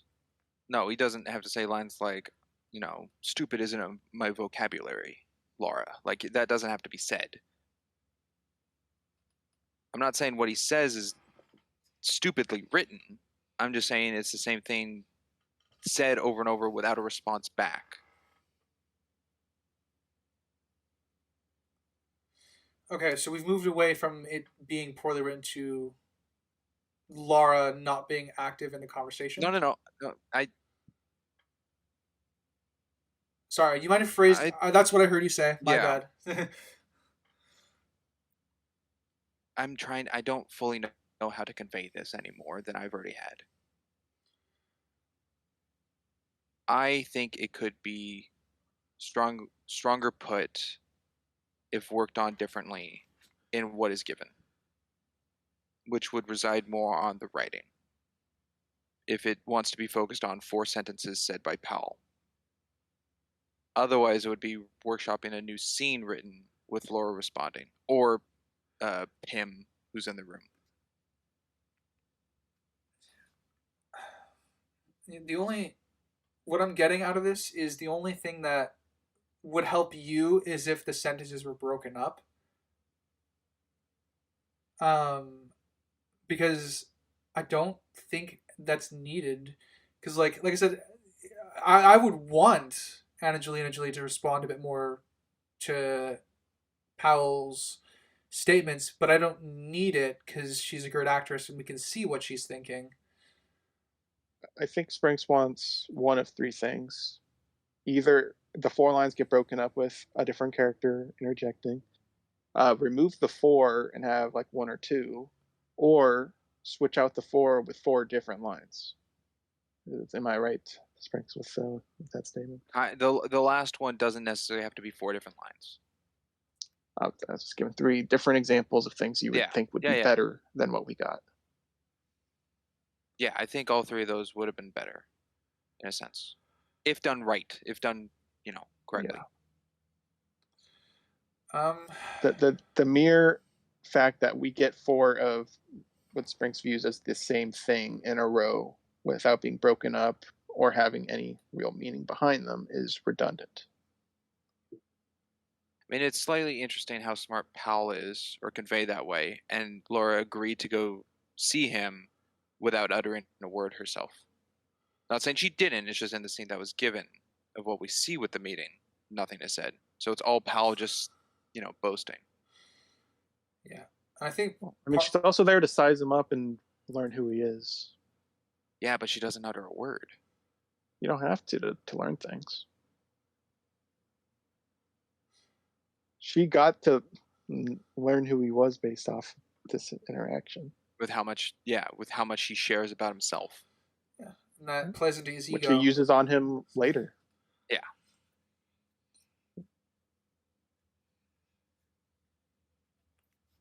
All right. I don't have anything else for that scene. I don't think. I don't think I do either. I'll jump to a nitpick. Earlier in the film, when they're trying to figure out the clock and they put the snake cam in there, the video of the cam does not match the movements that Bryce does moving the camera. That would be true. Yeah. The video was a smooth movement. The video is a smooth movement, but he's like moving it in segments, so it should be jumping forward in segments instead of a smooth video experience. Yeah, and more on this clock thing is Laura saying it's camouflage and smacks it with a hammer. Why? No, I thought that was so dumb. I think it was dumb that she didn't explain to the two of them why. Well, I mean, I don't know why she couldn't have just waited. It's self-explanatory when they see the compass, but I'm in agreement that it's. Granted, you destroy a lot of tombs in the games, but I just, it's one of those things. It is, though. Yeah, that's she got the symbol, but she doesn't know there's something else in there. Yeah, there's a symbol in there. Let's smack it with a hammer. Oh. Yeah, it was a little, I don't know, irrational. It's certainly irrational. Just he was disassembling it. It was being worked on. She couldn't wait a few minutes. At this point in the film, it is not time sensitive. No, she did not need to take a hammer to it. No, She could they have are not on any clock. there's no time issue here. Yeah. Yeah. I think if she knew they were on a time limit at that point, maybe, but she didn't fully understand that she was on a time limit at that point. So She also doesn't know how fragile this thing inside is. What if Also she true. broke it? that's true. I'm just putting more. If she had known she was on a time frame, I think she'd be more liable to do the quick route. It would be But better justified. it would be better justified. But I'm saying she doesn't at this point, so her smashing it is a little too much. So is this also played for humor? I think so. Definitely in A part tinge. a tinge of humor. It's supposed to also show her cleverness and that she figured out its camouflage. The blunt force instrument is the problem. Yeah. I'm like, Also, you could. I'm just Sorry, go thinking you could go camouflage, like on her face, and then Haley like nodding or something, and then it just goes to Bryce removing the last piece of metal, like just a quick little time skip, if need be. You don't need to see him remove every single bolt and categorize it. It would be interesting to see her having a conversation with the three of them instead of him like doing the weird counting system. So they're all talking about it and they come to the conclusion together as a group. Yeah. That it's camouflage. That would be my wanna fix scene, I suppose. and then on the prop side of things, so she smacks with a hammer, and then we look at it, and then she brushes the gears off, and then takes the plate off. The gears still would have been attached with rods, but the rods just disappeared. He didn't remove those rods yet. So they just had gears laying on top of the plate for her to brush off.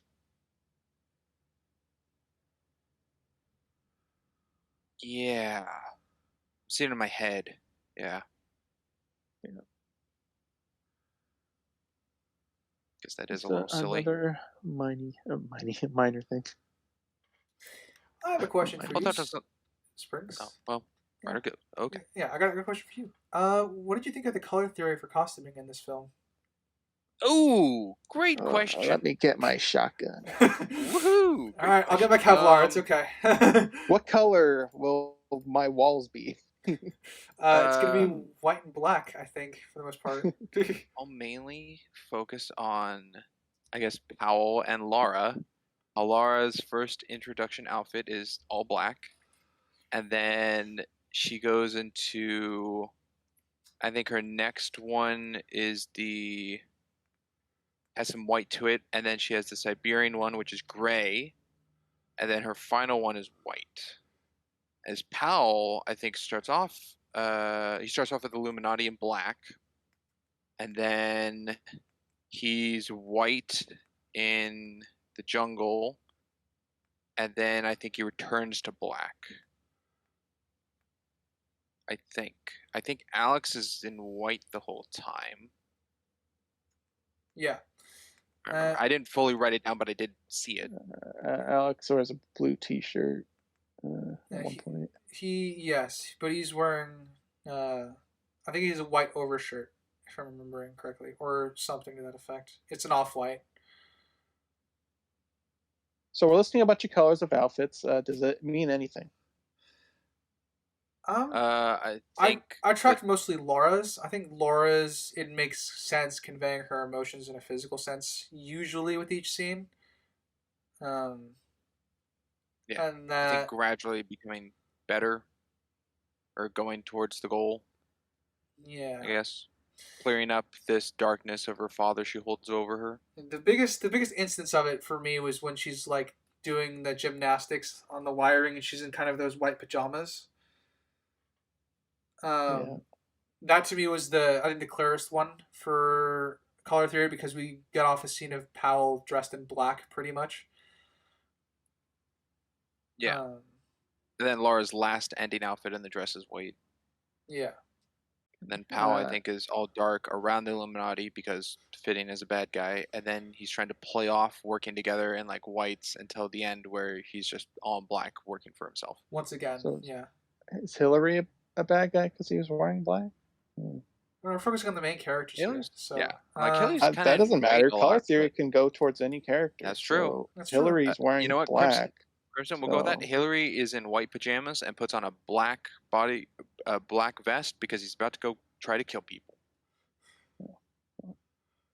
So he's covering up the good of himself to go defend, which is a dark. Well, I act. mean, if you're going with that scene in particular, but every other scene where he's just wearing a black suit, I mean, he's got to be a bad guy, I think. well, maybe he really was being, blunt in that scene with her over her father. Maybe he was slowly poisoning her father and then got irritated once someone just killed him. You know? Maybe Crimson's Darn. just really irritated with color theory conversations. Oh yeah, because it's so Crimson arbitrary is. and it means nothing unless it's very obviously conveyed. I think the only one you guys pointed out was Angelina Jolie. I don't know why I said that. Laura, and with the bungees, with her floaty white outfit, yeah, give that- her like this angelic movement. yeah, of angelic her- movement, and it's her obvious piece. she's innocent of what's about to happen, even though she suspects Powell not being who she says he is. I think that one's the most on the nose of all the outfits, which is why I fixated on that one when asking the color theory question. And then There's a- anything else I have for outfits is her short shorts she has in the beginning with the robot fight.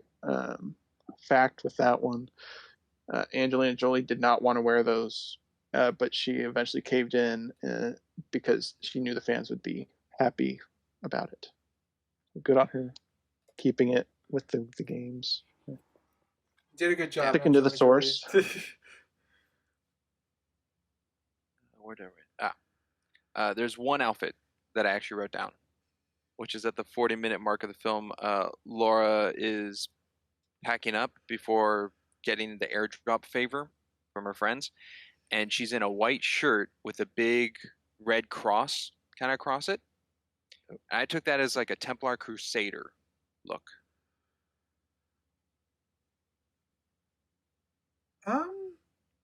Maybe I can sort of see that angle to it.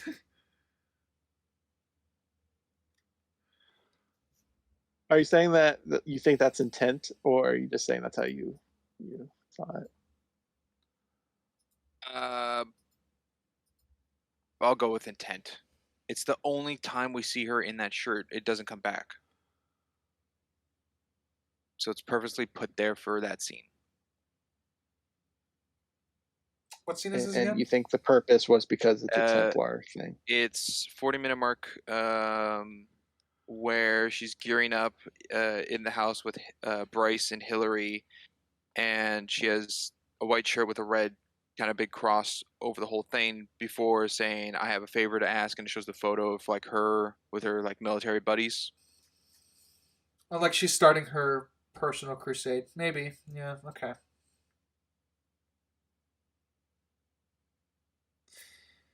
That's the one outfit then I checked, or that stood out to me at least. Fair enough. An error I will touch on that I do think is an error bit because they didn't show it if it was even there. Croft Manor isn't outfitted with outdoor security.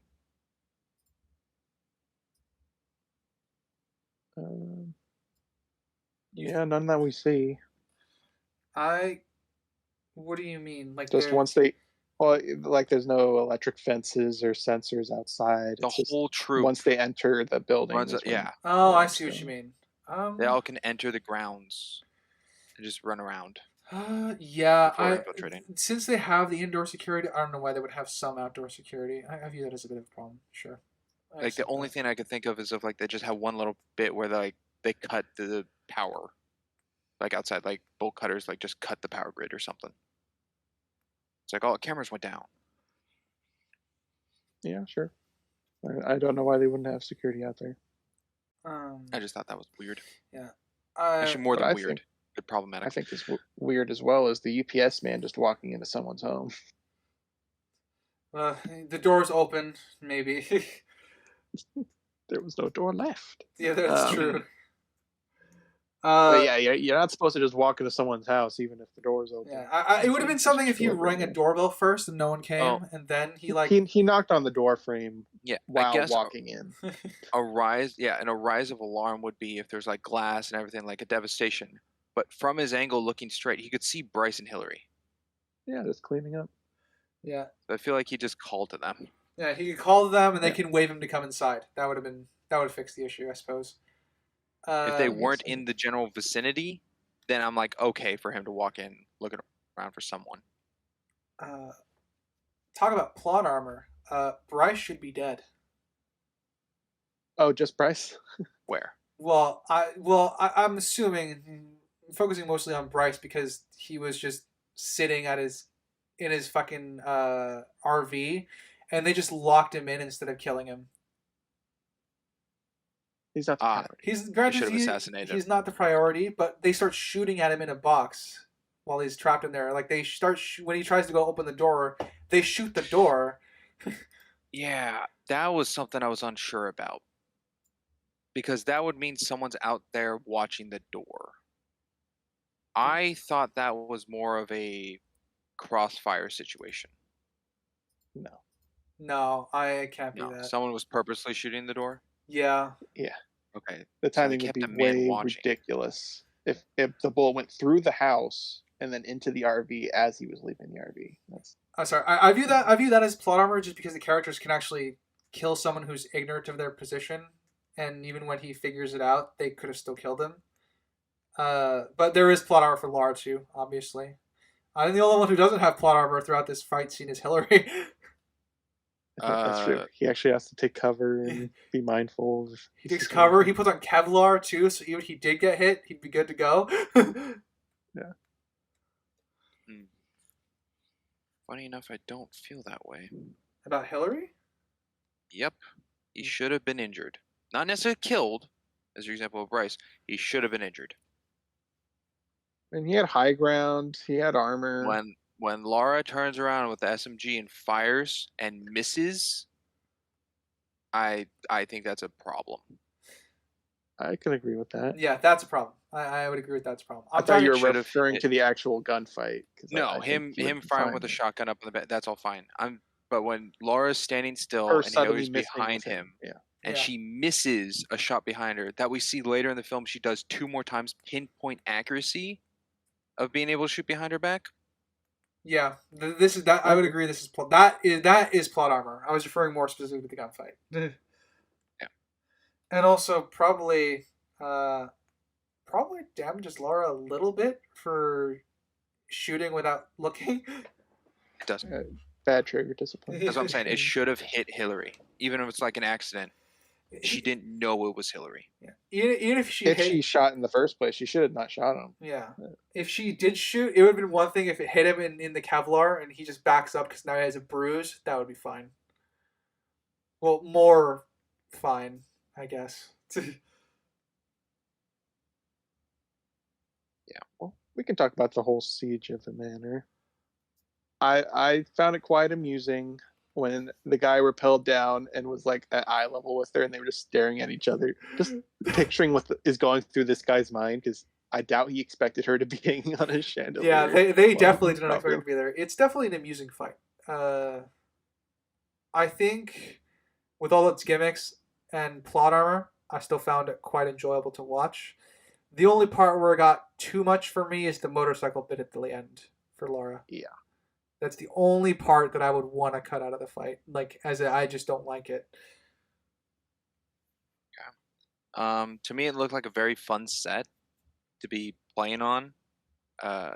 Everything just going around and the practicality of all of it. The one thing I couldn't really get is when she's tying her cable around the guy in the center trying to shoot her, and she's like running around the walls. With the tension of it, there would come a point where she can no longer touch the walls with her feet, and getting closer to the center with the momentum and at the speed we were showing, she would come in at a lower angle rather than straight, or the tension would have fight back and she would have slowed down getting closer to the center of the guy, which neither occur. Yeah. If I were to nitpick the fight, I got one too. She should be bouncing back to the middle always, and there's a part early in the fight where she just goes to the side of the room and just fights a bunch of guys, and then gets repelled back later. So like the tension for the With her bungee cord is harness? gone. Yeah, the tension with her harness is gone because she goes and fights people on the second floor before jumping back off.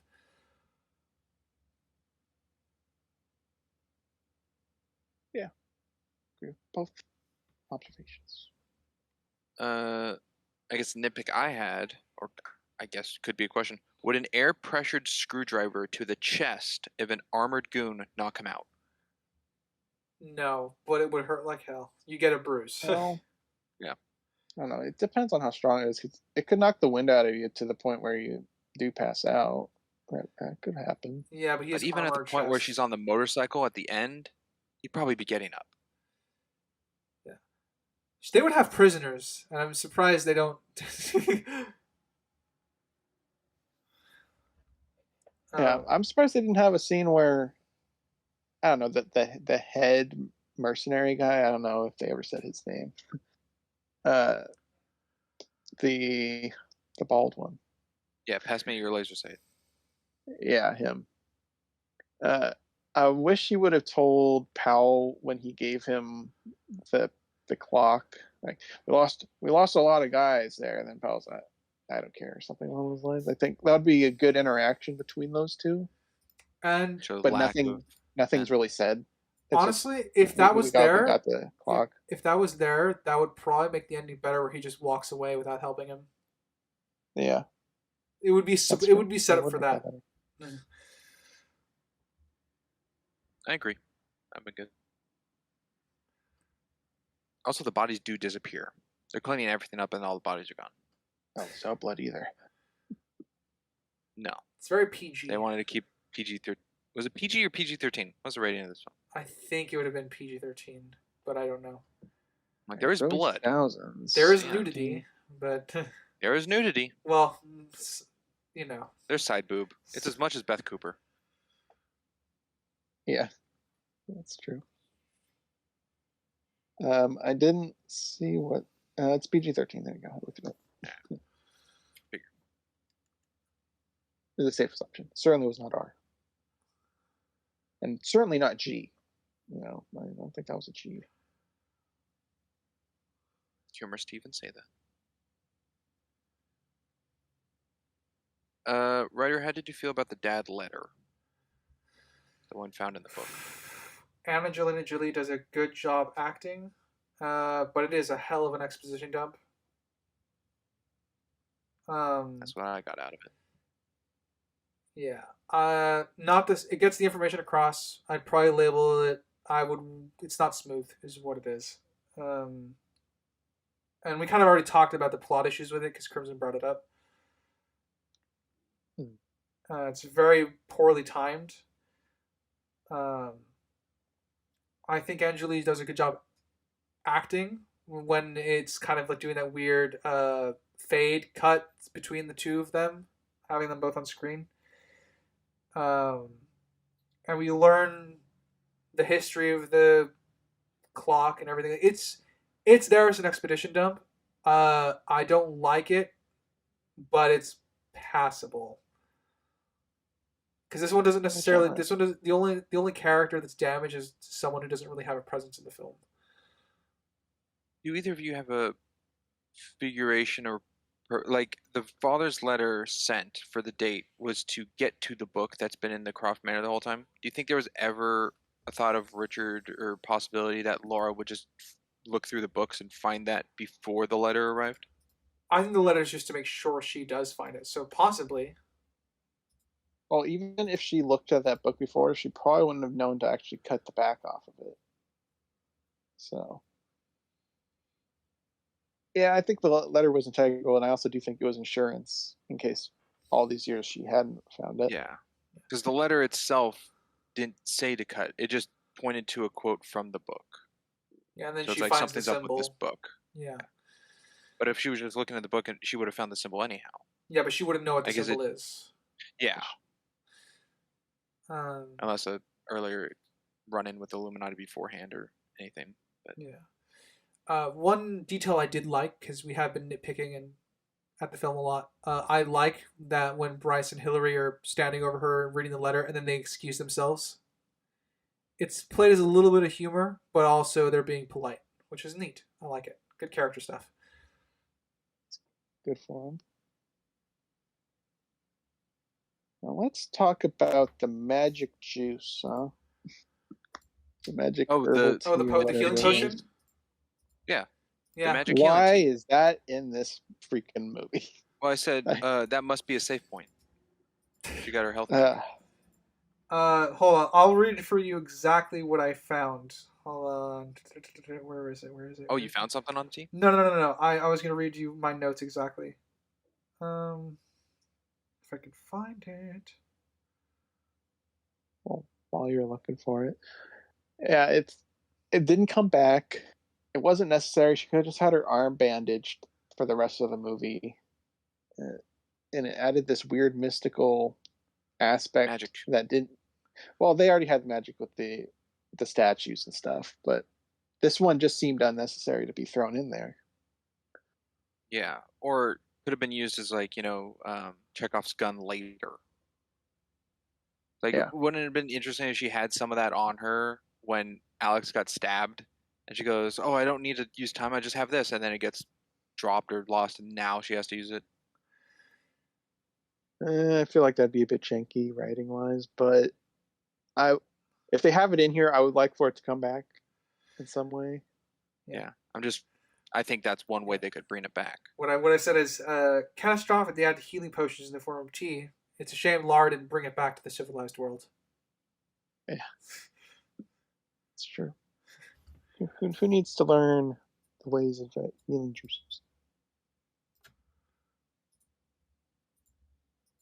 That is, I mean, it's played that way.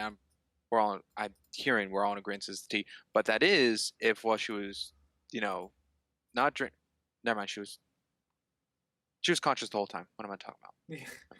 She wasn't unconscious, unfortunately. I thought there was a point where she's unconscious and it was fixed some other way. She might have spent the night there. I wouldn't be surprised if she did do that because it was a hell of a day.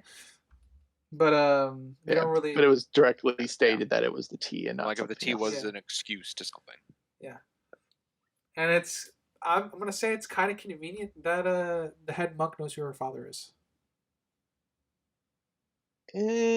Ish. It's convenient-ish. It's not a huge issue. The father came here looking for the temple, so it makes sense he'd try to meet with the locals, and he probably would visit a religious sanctuary. So it's her father was definitely possible. Her father's a stand-up person, would do everything the right way. I do think it's just a little bit weird that I don't know. It's just kind of thrown in, I suppose, is what it felt like. You could ask why she went to the temple. And that can add to the convenience of it. I definitely think the dad would. Yeah, but I mean, she might have gone return to the temple because her father told her stories, and then she just knew she can go there for sanctuary. But I don't know. There are a few things that could have helped out with that. Mm-hmm. Yeah. With the question, kind of with how it's lined up, the airdrop favor of dropping a whole jeep into the forest, and she has a good clear view of the temple and like Hal and all the people he's hired to like tear down the wall and everything. Would they not see the airdrop? Oh, absolutely. That was one of my complaints. Yeah, it's not hilly at all. It's a straight shot. Yeah, it's a straight shot. Not only would they have seen the airdrop, they would have been very prepared for that. They would not be standing there nonchalantly anymore because they would know or suspect who that is. They even say they're expecting Lara Croft to show up. So, yeah. Follow-up question to that. Is it right that Powell would have like 100+ people pulling down the wall and not using machinery instead? That is a question I had in here. And the best answer, which would still have a big problem with it, is the other piece was in a dead zone, so technology shouldn't work. But at this place, flashlights and stuff work. So I don't think it's a dead zone. So I don't know. I thought, okay, why not use explosives? Why not use machinery? I don't know. It could be they don't It's want to just to damage what's delay it. inside, but we don't really get anything on that. It's just to give Lara time to. Yeah. Yeah. It's a writing device. But I don't know why this isn't a dead zone. I don't know. I don't know either. I don't think it changes anything if it's a dead zone. Is the piece of the triangle what causes the dead zone? Because the one in Siberia could be the machine and the time storms which cause it. There's no time storms in this one. No, there isn't. I don't know if that plays on technology. Why isn't there time storms here? What's the difference between this piece and that? I don't think there's a difference in the pieces. I think there's a difference in the locations. I mean, I guess the Siberian one where the meteor hits. So I guess that could have some additional properties. Siberia doesn't have the venomized ape statues. No, that's also true. I don't know. I have a lot of issues with this final act, but the location of the second one is so advanced. The technology for how long ago this was supposed to be compared to the first one, yeah.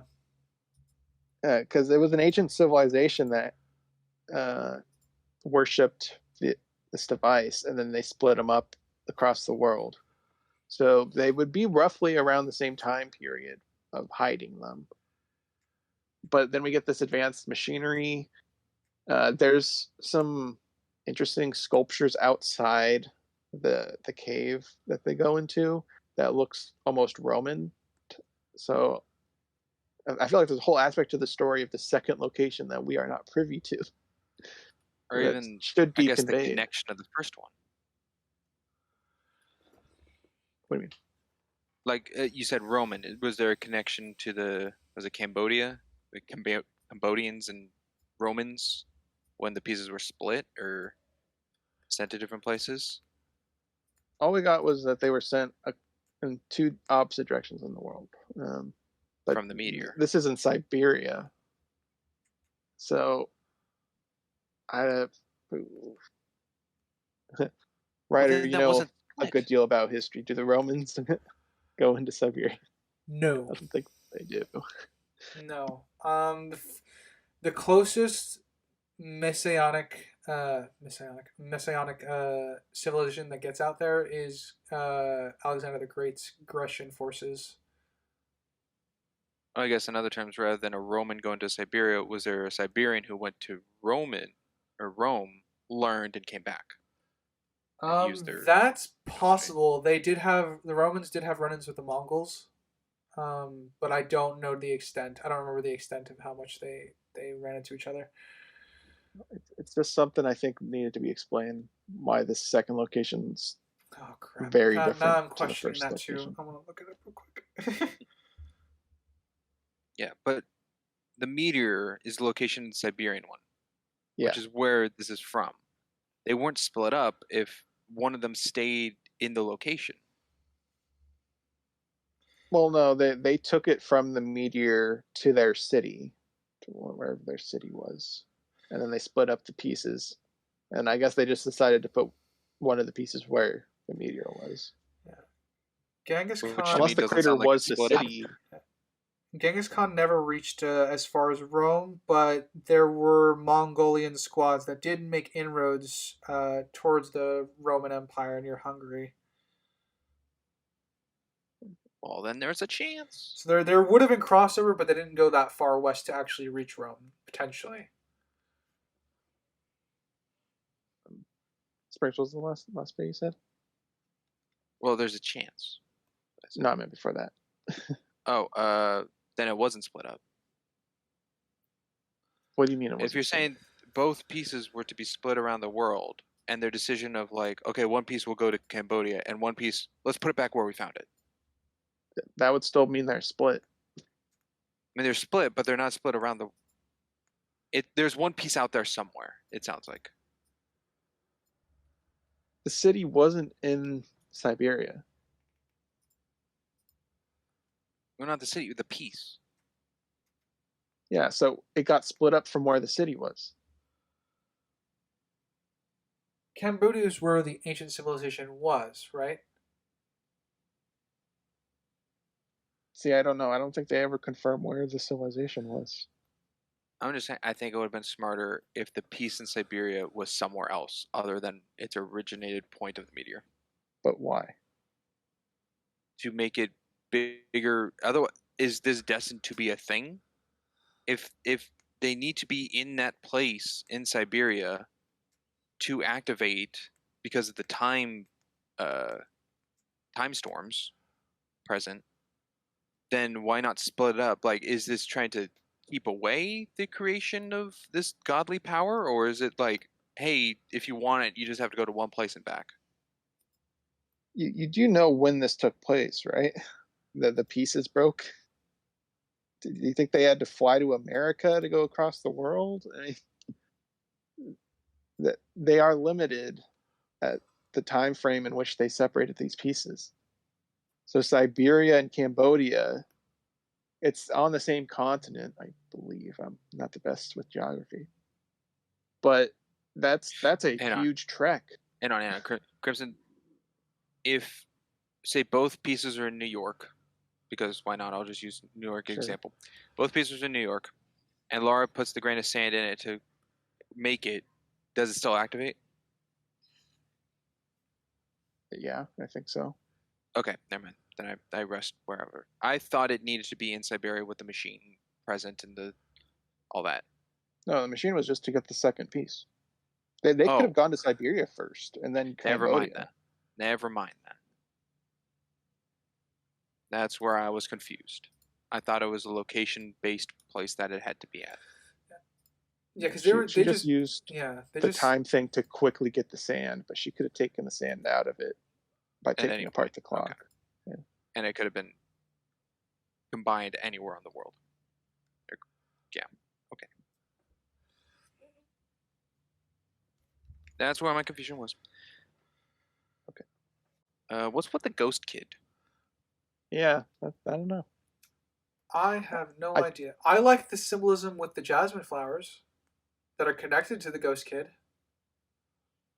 My best guess is that kid used the device back then and time traveled to the future to work towards its destruction. It's certainly possible. Yeah, that's a working theory that could fit in with what we have. We just don't have any proof of it. I mean, is the kid in Cambodia the same kid in Siberia? I didn't do a side by side. I don't know. They're both girls. They both and they both know things. Yeah. They both know things they should not be aware of. Yeah, so that's just my guess. She's a time traveler trying to set up the dominoes for the destruction of the pieces. With her age and the knowledge she has, I'll go with it. I have a bit of anything else. I like if they're literal ghosts, then I'd be like, why? I just wrote down Ghost Kid because I don't know. I wrote that too. Because she kind of teleports all over in that Cambodian temple. Yeah, I think it would be better if she was a time traveler, but we don't actually get confirmation on any of that. I have a bit of a nitpick. I have no idea why Alex and Powell's men that are with them in the first temple are so trigger happy. Lara just announces herself and they instantly just start unloading bullets in her direction. Oh yeah. No trigger discipline whatsoever. Well, she killed their friends. What do you expect for them to do? And not at that point. What? Yeah. The manor fight. Oh, yeah, you're connecting them. Okay, maybe. No, I'm still. A grudge. No, they don't have trigger discipline. It's still Yeah, bad. the open fire was a bit much. Unless their I mean, goal from the manor was to kill Laura then, but they've never been told again, don't kill her on sight afterward. their goal wasn't to kill Laura to begin with. Their goal was to get to the clock piece. Well, true, but They even just Laura seeing was her just happened there, to it be was in the open way. fire. Yeah. Oh yeah, she was an obstacle. So if it was, well, like, okay, main objective, get the clock piece, but it's like, hey, if she's in your way, kill her. And they never said afterwards, hey, if we see, we need information on Laura, like Pal said anything to her guys, wouldn't they be in the same kind of mental state upon seeing her again? They don't Like, have she's time to. here, we're trying to do They don't something, have she's time in to the way. process it's her. They just turn and shoot. Well, she yells out Pal's name, right? Or was that after the shooting? She's like she pretty much goes hey, and then they start shooting, or she does say Yeah. Powell name and they start shooting. It's like instant. So they don't even have time to process it's her. They don't have any women on their squad, so they know it's not one of their own. And it screws up Alex's counting. I can't tell if you're both fucking with me right now, actually. Well, I no, was sorry, joking, the but I counting is could be the, right too. yeah, I'm saying the shooting occurs right at the 50 mark of Alex counting down, and then when he goes back to counting, it's screwed up. At least in In film world. Yeah. Yeah, I mean, because he's having a conversation with her. It makes sense that he screws up the countdown. Yeah. Quote unquote 9 seconds in the world, 18 to 19 seconds in our time watching. Yeah. I agree. They're a bit trigger happy, but I don't think it's impossible that they would do that. Here and there I talk about lighting in a movie. You've done it once or twice. And lighting can make or break a scene. The lighting for the jar break is abysmal. When the sunlight thing goes off, or when it cracks the jar in the Cambodian temple, and it's like glowing, and everyone's like bashed with this light. Okay, yeah, when it just suddenly fills like the room like it's a solar flare. Yeah. Okay. Okay, that's a question. Then is that actually lighting or is that visual effects? I think that's a visual effect. Okay, It goes into lighting. So That's an artificial light. Issue. It's an artificial light. Well, it sounds like it's changing the definition of what an artificial light is. It's lighting added in, that's added in post. The effect to the lighting. They could have done that practically. Can you give me your definition for artificial and natural lighting? Natural lighting is a sunlight. Could be real or fake sun. Real. Okay. Real sun. A real flashlight is natural. Most nature-caused light, I'll say, is natural. Yeah, natural. Artificial lighting is like a spotlight is off the set onto the set, or when the moon's out in a scene and it's not actual moonlight, it's a fake spotlight of the moon onto what we're seeing. That's artificial. It can also be post lighting afterwards, which is artificial. I guess. Yeah, I mean, I wouldn't see that as lighting at that point. When we covered Dr. Horrible earlier for this season, there's a part where he's on the side of the van we touched on, and I said that was exposure, which was an editing situation. That also goes into the lighting situation because they had to up it. Now we didn't know if that was lighting, editing or if that was a camera malfunction. That's true. That couldn't figure out what the know, issue with that was. It still goes into lighting use or choice. Sorry, lighting choice. So here with this scene, I mean, they could have tested it practically with lighting, and it just wasn't bright enough to what they wanted, or they didn't have the equipment to get where they wanted, so they did it artificially through the use of visual effects to up it and give this really cartoonish look. So let's say there's a checklist of every element of film, and you're allowed to put one check on the boxes like that is a problem. Would that check go on visual effects or lighting for this? For this one? Yeah. Um,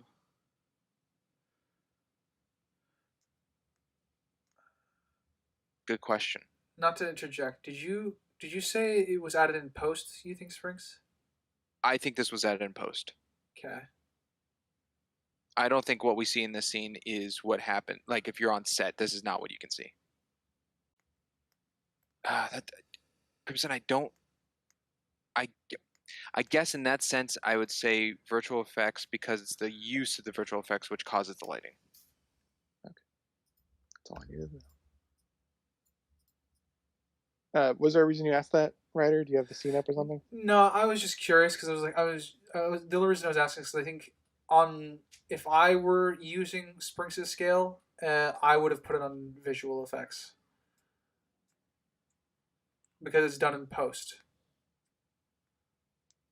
Yeah, that's why I thought his definition of artificial lighting changed, which is why I asked about all that. Yes, I do agree that that didn't look good. That they should have done what they did with. I'm going to do it again. Scott Pilgrim. uh, Yeah, it's such a good that movie. film is very well known, especially towards the Gideon fight at the end, of using flashing lights to emphasize strikes, uh, which is an element they could have used here with this light.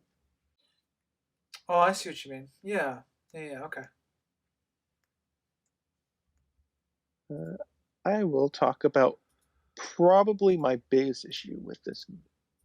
Oh boy. Yeah. The whole fact that Laura did not listen to her father's lesson at all.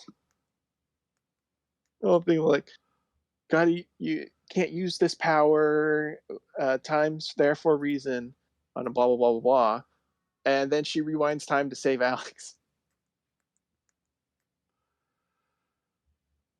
Yeah. I mean, Completely ignoring everything. yeah. Obviously, she doesn't rewind time to save her Wow. father, but Then in that instance, Crimson, would you have liked it if she refused to use the time on Alex and actually had the T on her?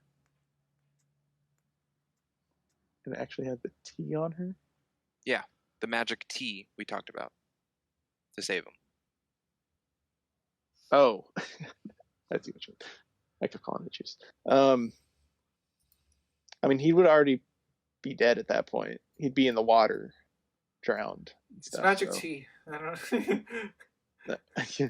I think he just should have died, and she would have taken her father's lesson to heart, but she didn't.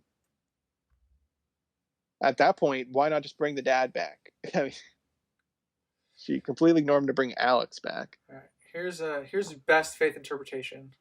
Um, the father would involve changing many years of events, while this just changes like less than 30 seconds of events to like a You minute. think she cares about that? No, I don't. Well, no, because she went to the point in time of a memory of her father. To fix it, it would go to the point of like before his death. I guess if he did get shot on that hill by Like I said, power. I don't actually believe in what I'm saying. It's just best faith interpretation of what they are trying to convey to the audience. It's still a fucking problem. It's weird that they have that moment where she's supposed to be learning a lesson and it's just completely ignored. Yeah, I think it's the biggest issue with the film. That's the whole lesson. This is supposed to be Laura's big moment. She went to save her dad. He says no, and she accepts it. And she wants to save her friend, and then she can't save her friend. Yeah. So terrible. That was just awful. Okay. The fix would be Alex dies, and she has to tackle with the fact that she could have saved him, but decided not to. It would And be that would be very good for great her character. stuff. Very good character stuff. But we obviously don't get that.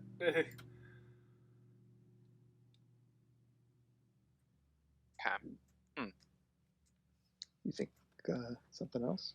Oh no. I'm not thinking something else. I just don't see it as the biggest issue that you see of it, but I do see it as a problem, which I think just for me falls more onto the line of again an instance of Laura not, I guess, not fitting what I thought Laura would be. I mean, talking about the microwave situation and the I guess shooting Hillary earlier that I brought up, and like things that are like flawing her throughout the film. This is just another point of her flying.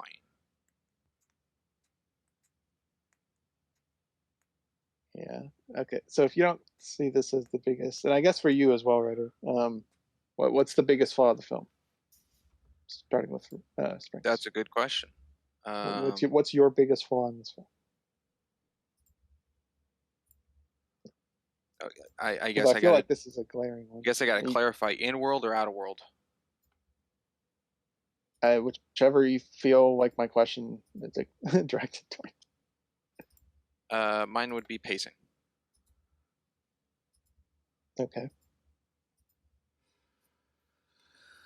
Writer then. And don't say writing. Haha. Yeah.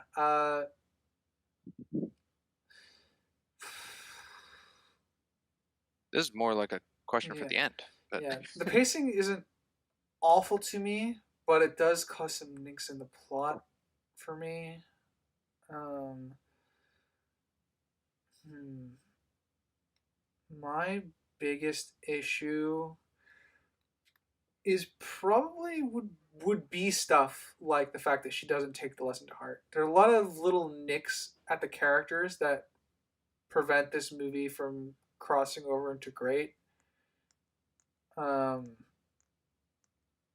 so it'd be things like that. There's like, Powell inviting her to the headquarters of the Illuminati for what the fuck ever reason. It's kind of like a little accumulation of those little things that are piling up for me that I think would be the biggest issue that keeps this film from being truly great. And yours definitely falls under that because it's kind of undercuts Lara's story arc, learning to let go. Okay. So it's a lot of little death by 100,000 cuts kind of issue for me, I suppose. I don't think there's one singular issue that jumps out to me, though that is a big one. It's just another issue. Okie dokie. Who's got another one? Another point.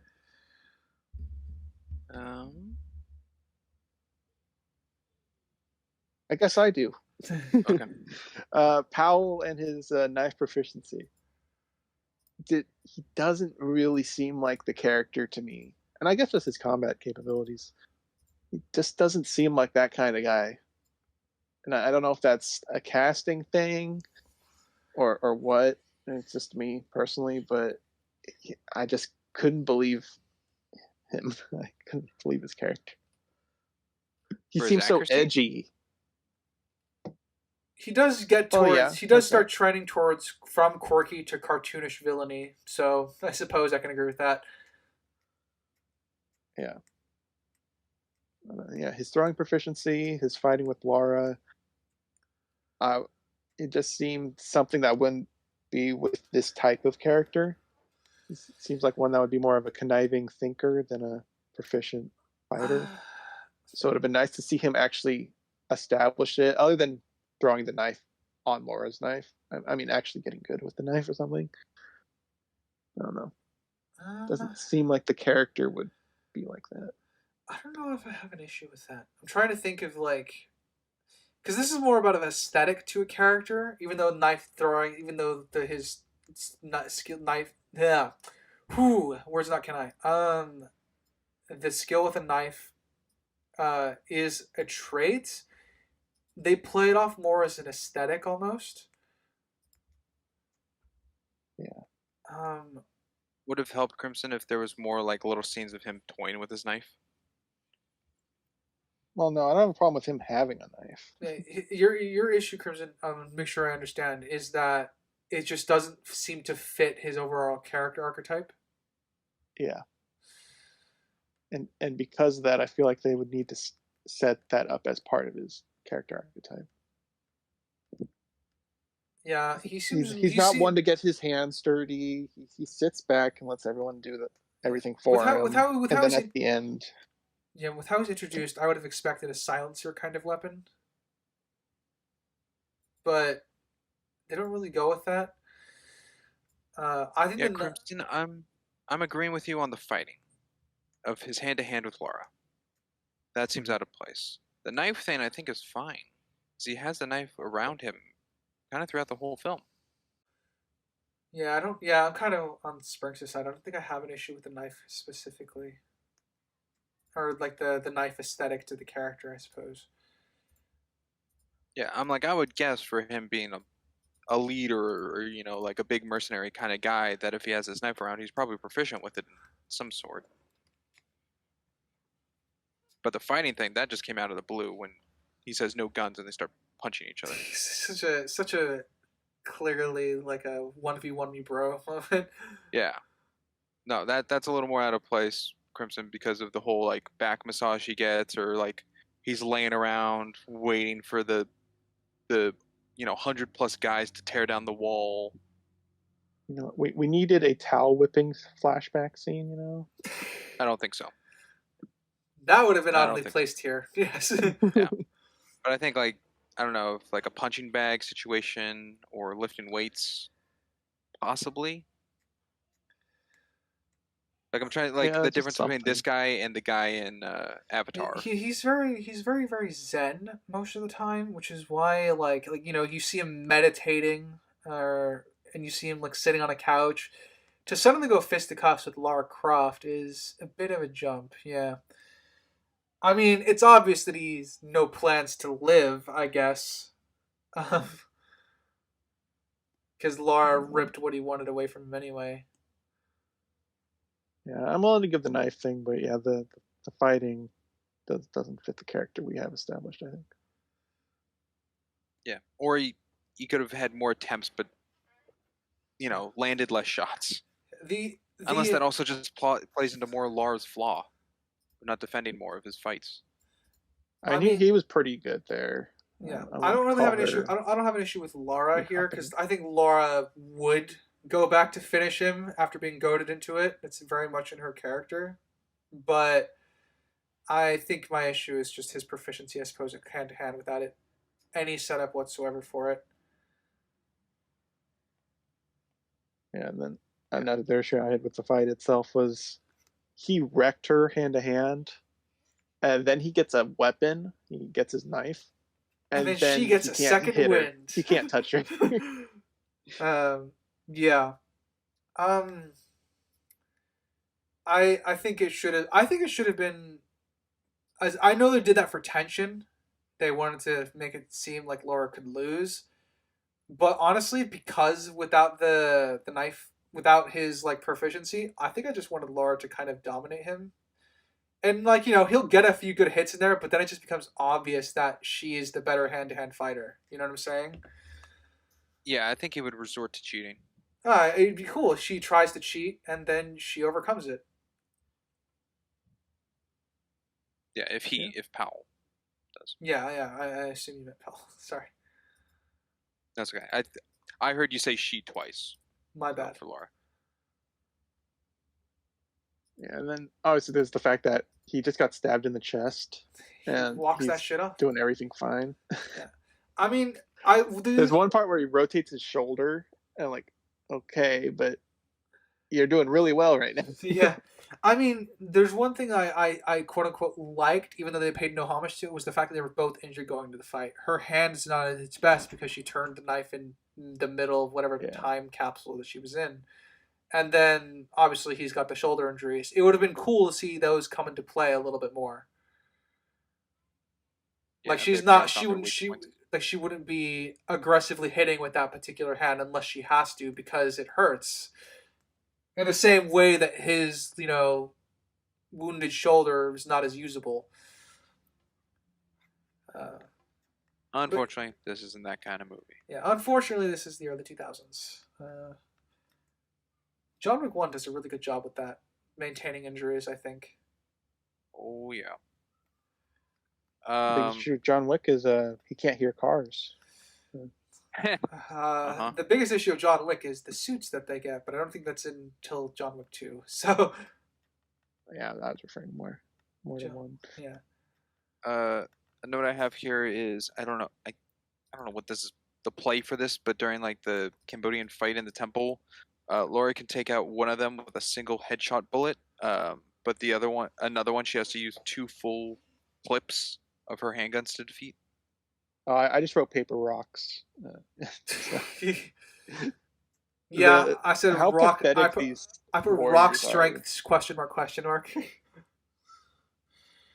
Right? There's parts where like one's leaning up against Powell with his sword and Powell's blocking with his gun. I'm like, okay, I would imagine the statues would be stronger than Powell, and if not, the sheer weight of the rocks would be a lot of force into it by itself. He's got some super strength. Yeah.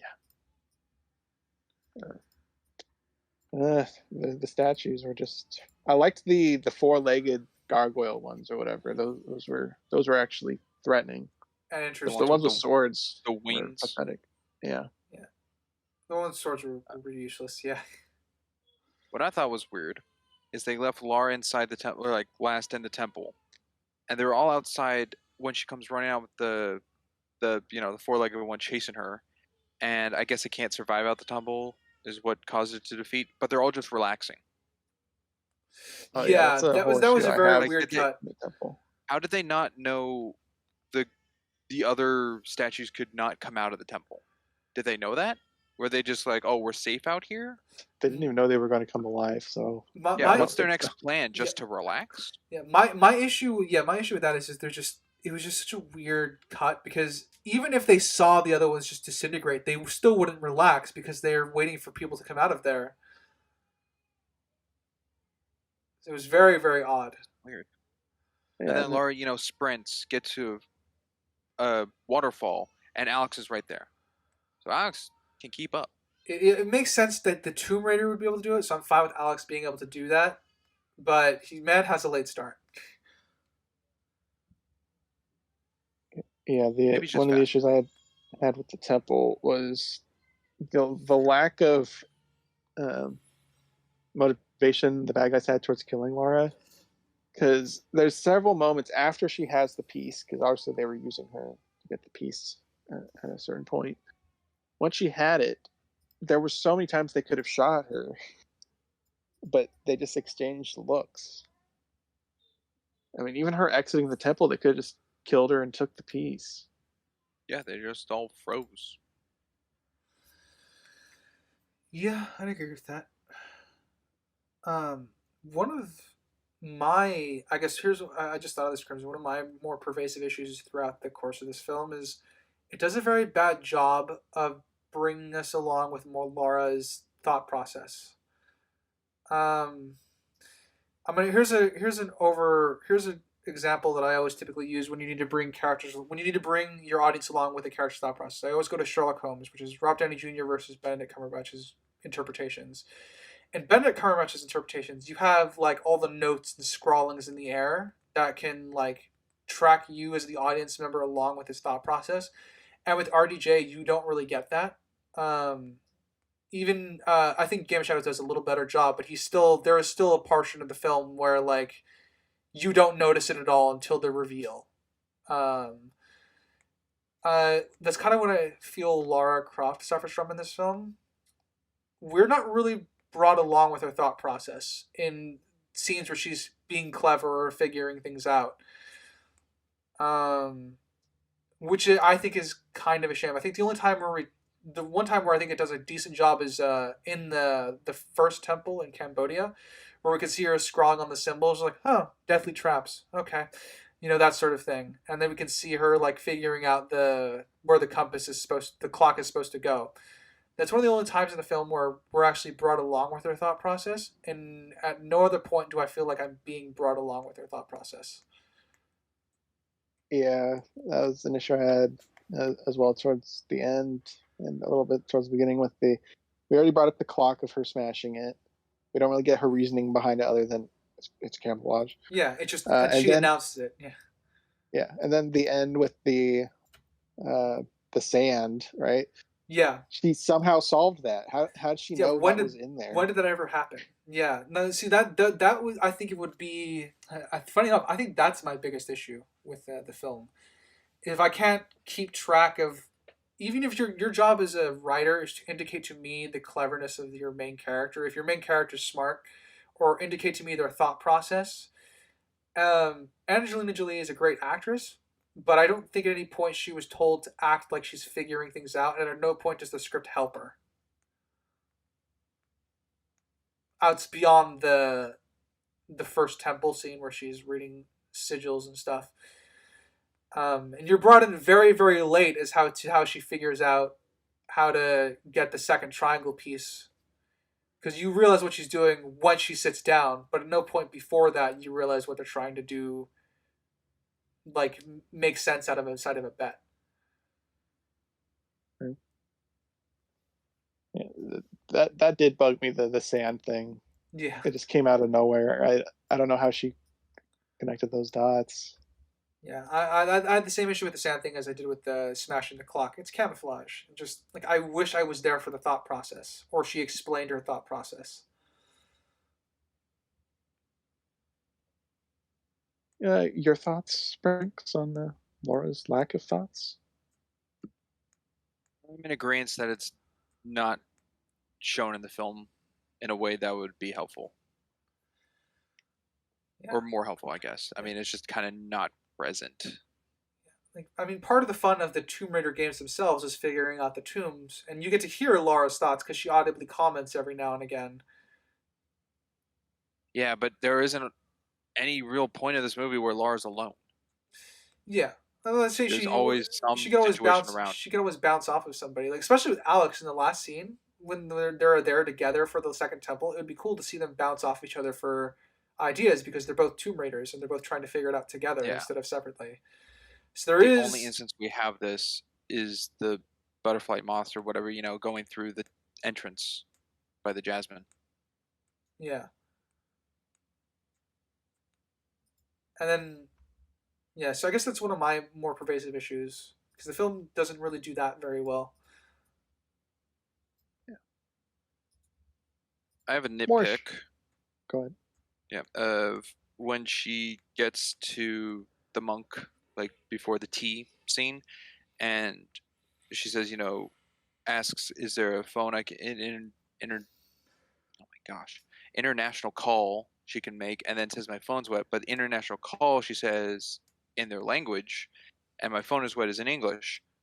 My nitpick is I think it should have been flipped.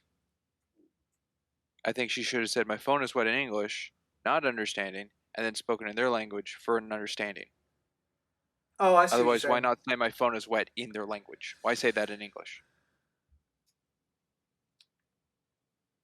Was that the first thing she said or the second? The That's phone's the wet. second thing. First thing she says is, "Can I make it? Is there a place I can make an international call in the language?" Which I think is not Cantonese, is it? No. Sorry, whatever language Cambodian they're speak. in. Yeah. And then she takes her phone out and in English says, "My phone is wet." Yeah, I guess that's fair. She greets them in their language first, though, right? They bow. They fold hands and bow to each They other. don't have a greeting. Okay, then yeah, I think it's a little weird. I think she would have tried English first, which they speak, but Well, true. Or just say my phone is wet in their language. yeah, I think yeah. The point of it is because it's revealed that they speak English, at least with the older one does. So I presume most of them speak English, but obviously they have Lara speak their language as a show of respect. But I agree. I think it might have come across a little better if it was reversed. Yeah. Well, actually, it would have been. Yeah, I think it would have been a little better, but I think it would have been best if it was both in the language. Because if she can already fluently speak it, Yeah, then it's most respectful for her to just do that to begin with, than assume they know English. I agree. Yeah. More problems I have at the second temple location. The time storms, which is a stupid name, especially for what we see, because they don't look like storms. It's a bland name. They're just orbs. Yeah. Is we see a dog for some reason decide to jump through one, and we'll just say, "Oh, it's a dog. It wants to do whatever it wants." Well, they command it to, right? But no, it just barks and then jumps to it. Oh, it should be dead. Yeah. But oh well. So it does that. Whatever. It's a dog. But when she chucks the clock in it, it just stops in the bubble instead of continuing through it.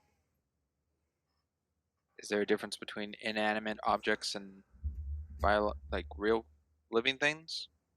I'd I have to don't see presume why there Or would they so, be. function but I differently? don't know how they would convey that to us.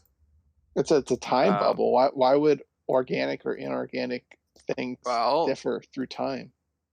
the best question, I mean, not question, but What something to go all with that, which I thought was problematic, is when she does throw the clock in, and we see the difference. It's not like going through time or whatever like the dog did, and she gets the grain of sand. Her hand isn't affected at all Yeah, the clock. If we were being consistent with the rules the dog gave us, that clock would have just rusted away and reconstructed. when coming out. Yeah, Yeah, as it was flying in and out, it wouldn't have broken apart or anything. It would have just. it wouldn't have It would have. It frozen. would have been like an X-ray thing Yeah, or it would something. have been an X-ray thing where it just kind of like, as it was flying through, it would have rusted away into dust as it got older by like billions of years, and then it reanimated itself as it came back out. That's what the Un rule was indicated as to be. Yeah, unless they actually have like a center point of gravity in the time storms, and like the dog, just had enough force to get through the entire thing, and the clock was like set in, so it kind of, stayed in the pocket of it.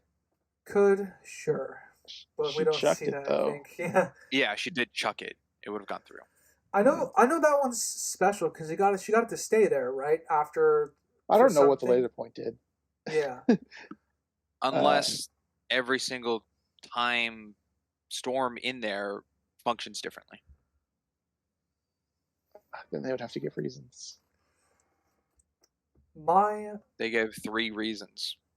The well, not reasons, just three differences.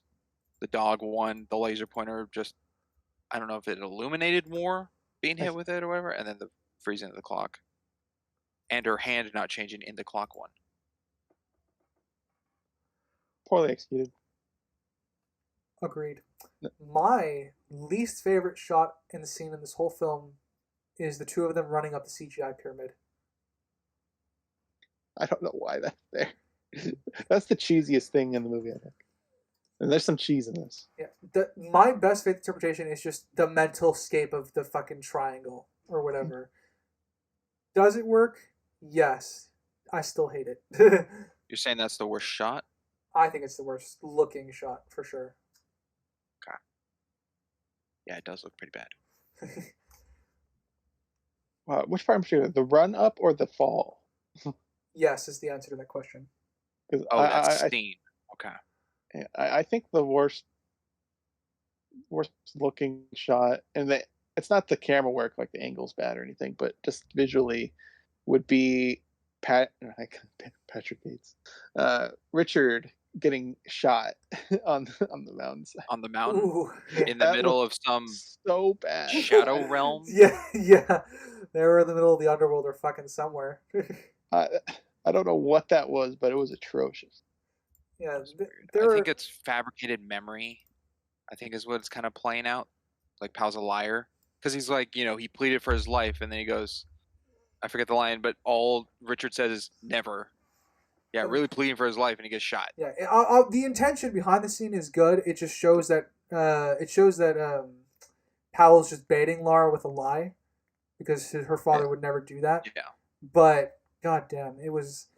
There were a couple CGI moments here where it just was not visually as pleasing to the eye at It all. didn't age Well, well. also, No. just in terms of the story, what were they doing there?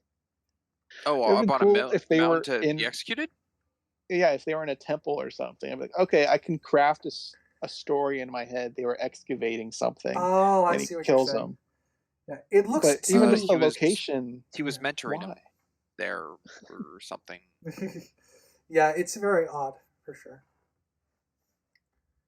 I think I did write down what I think is the worst camera usage, which could be shot because it's one continuous shot. When Laura and Powell, it's at the 1 hour mark, 7 minute 54 second. When Laura's walking away from Powell, I think right before he throws his knife into hers, and it just spins around the two, but the camera spins downward at an angle and cuts Powell's head out of frame. Oh, Yeah. yeah, when it's trying to follow Laura out. Yeah, That but was it weird. spins around the two of them downward. That was weird. Yeah. Yeah.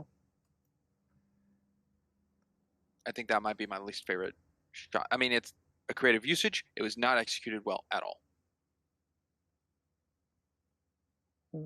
Oh, going through my notes. Another would have been nice to go through Laura's head moment was her ringing the bell to break the ice wall, Oh, because yeah. her reaction was like she was expecting that to happen, and I don't know why she did expect that to happen. And she was the only one to expect that to happen. Yeah, I got the intention. Like I think Anna does a good job of acting in that scene. Like I can tell she's thinking. Um, and when she's smirking while looking at the bell, she's figured something out. But I think they should have shown us the ice wall first, and like maybe Alex gives a suggestion. Because the best way to communicate characters' thoughts is to have interactive dialogue. Otherwise, it's very much on like the visuals and the actors to convey it, which they can do. Julie can do that. I just wasn't sure what to take away from it. Yeah, it was. I don't know. Does seem like an instance of the game where you're at a dead end of a cave and there's one thing you just press X on, or Yeah. press square, just interact. Crimson, you brought up that they went to actual sets, at least with Cambodia. Do you know if they went to Siberia to film? That one I didn't see any confirmation on. I just know Possibly. Cambodia Okay. was I confirmed. can definitely see some of the exterior shots. At least the one we're in the small village. I can Yeah. definitely see that. And Village, if not the Siberia, a boat location cars, like Siberia. things. Yeah. Yeah, one of Angelina Jolie's interviews, she said one of the reasons she took the role was because she was going to travel the world filming there. So it's certainly possible they went to Siberia as well. Okay. Because my question or thought was, as soon as the husky dogs kind of enter the cave, there's not a single speck of real snow. I think that's all Yeah. set. They transitioned to a set at that point, I think, as Yeah. well. Yeah. They have usage of fog machines to be like snow dust or just a particle element. Yeah. Which, you know what? Better than CGI, but it's still obvious. And Another thing I had. well, go ahead. Go ahead, Crimson. Okay. Talking about the Siberian area and the dogs is how they procured the dogs. They bought it with U.S. money from Much so Bryce. U.S. greenback. Why would that matter to these people in the middle of Siberia? It wouldn't. It would. It's mostly to do with how the world economy works. Without going too much into the lecture, the U.S. Those dollar, currency exchanges, though. yes, but the U.S. dollar is worth the most in of itself compared to all the other currencies in the world. It's pretty much what all the world currencies are like. They're when they Well, why did this bankrupt come on, from they go on to Bryce? this. Well, it's simple. You're rich now. You have this much in U.S. money. You can then take it in and transition it to whatever currency you use, or when other villagers pass through, you can offer it to them as an exchange fee. There's many reasons to accept it, even if it's virtually, seemingly physically useless to them. Okay, for the acceptance of the funds, but I still find it weird that's Bryce. Yeah, it's Should be weird. Powell. I won't deny that. It'd be because Powell is the leader of the group. I think it should have been Powell or Alex. How I saw the scene, because I didn't remember it, how I saw the scene going was Bryce was getting the dogs for him and Laura, and Powell and his crew were taking the car.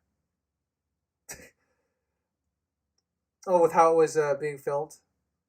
The fact that Bryce bought the dogs, I I saw said it as the dogs the were for. dogs. Yeah. Well, still, I That's a see lot what of dogs I for see two what your issue is there, Springs. But obviously they were shown that's not the case later on.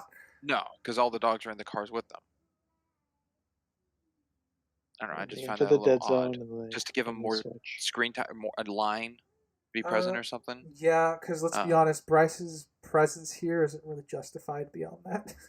Well, no, he's a tech guy, and she's like, "Hey, you're going to a dead zone." Yeah, and he doesn't really That'll be do anything with Pim either, which I thought they might do something interesting. It's like both being The sidekicks. secretaries, the sidekicks. Yeah, but no, I have no idea why Bryce is here at all.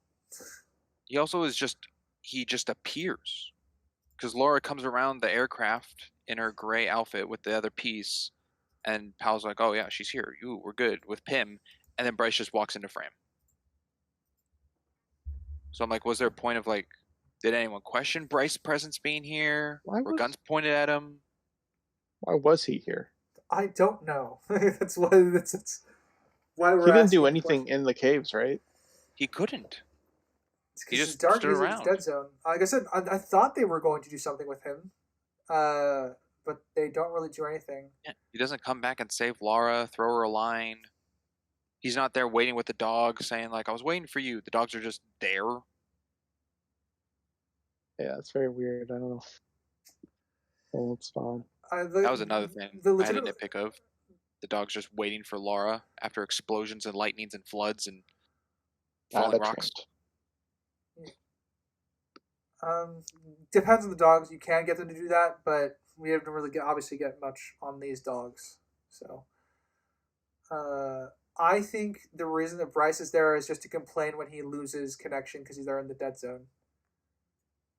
He's there to help exemplify it and make it somewhat comedic because it's his character or part of his character.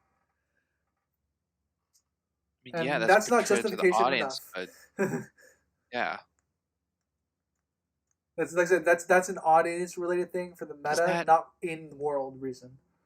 does that fall onto another flaw of Laura for bringing Bryce? No. No, Why would that be a flaw to her? because what benefits does Bryce have over Hillary of being here? She has someone she trusts there. Well, that's why you asked. But That's why you brought up why not Hillary as an Hillary? example. He maintains the house. I don't know. I'm trying to think. I think Hillary might be more of a use here than Bryce, since Bryce is all tech and they're bringing him to a dead zone. Well, yeah, but what does Hillary specialize in? The gunfire, fighting. Did he even hit anybody? He hit glass. He didn't. I wouldn't say he was a good shooter. I think he has more combat than Bryce. Well, That's yeah, and what I we're don't think shown. she brought. I don't think she brought him here for combat. She could have expected a puzzle, and he's supposed to be smart, so she could have brought him to help solve a puzzle. I guess that plays into just, does Laura think Bryce is smarter than Hillary? That's still not a flaw. Tech people are usually Yeah. perceived to be intelligent, so My flaw was pretty like, safe. Yeah. is it more beneficial to have Bryce? In concept of him being smart and helping her with a puzzle, I'd say yes. Yes. Him as a tech guy, no, but she also didn't know there was going to be a dead zone going into it either. That's true, That but was also conveyed later. Bryce didn't solve a puzzle. Yeah. The No, issue. but it's how she would perceive him as an asset. Yeah, which plays Just into 'cause what he Ryder didn't. said. Laura didn't play off that thought. No, we don't necessarily need her to play out the thought. The issue is the film is that it just didn't give anything for Bryce to do. It doesn't justify his place there. Laura makes a good choice in bringing him along. We don't necessarily need to hear that thought process because if he was there and he helped out with something, he would have contributed and that would have been enough. The problem is the film just doesn't give him anything to contribute with. Other than my stuff doesn't work. Yeah. Which is a isn't- funny joke, haha, but Yeah. not a justifiable reason to keep him there in general. It could have been easily solved if Bryce was the one to point out the bell. Yeah. Well, then I'd question why would he know about the bell? He could just say something. It's like the technique of yada yada. Lara's like, "How do you know that?" And he goes, "What do you think I do when you're training?" Or something, something. What do you think I do when you're not in the house? There's a little line like that. Even if he was there like as an observer, it's like so. Here's an example, right? In the case of pointing out the bell, you could this is, in the for sake of example, they're not all sitting right there watching Lara approach the bell. They're all looking for a way through. Just have him be the one that finds it. There, he contributed. Yeah. It's the yeah, it's not the issue. That Laura's choice to bring him along is not really my issue. It's just that Bryce just was given nothing to do once he was there. I don't have to say I don't have a problem that Laura brought someone along at all. I think it's smart that she doesn't go alone because she could just get killed or whatever. I mean, either way, I mean, they all could get killed, but I just don't understand why Hillary isn't more beneficial over Bryce. Yeah, that's out of my purview for I guess my issue here. So I'll turn this over to I you, mean, I Crimson. gave my reasons why I think she would choose Bryce. I think she would think he's smart enough to help with puzzles. That's what I'm going with. I think the goons are really stupid for not using their eyes.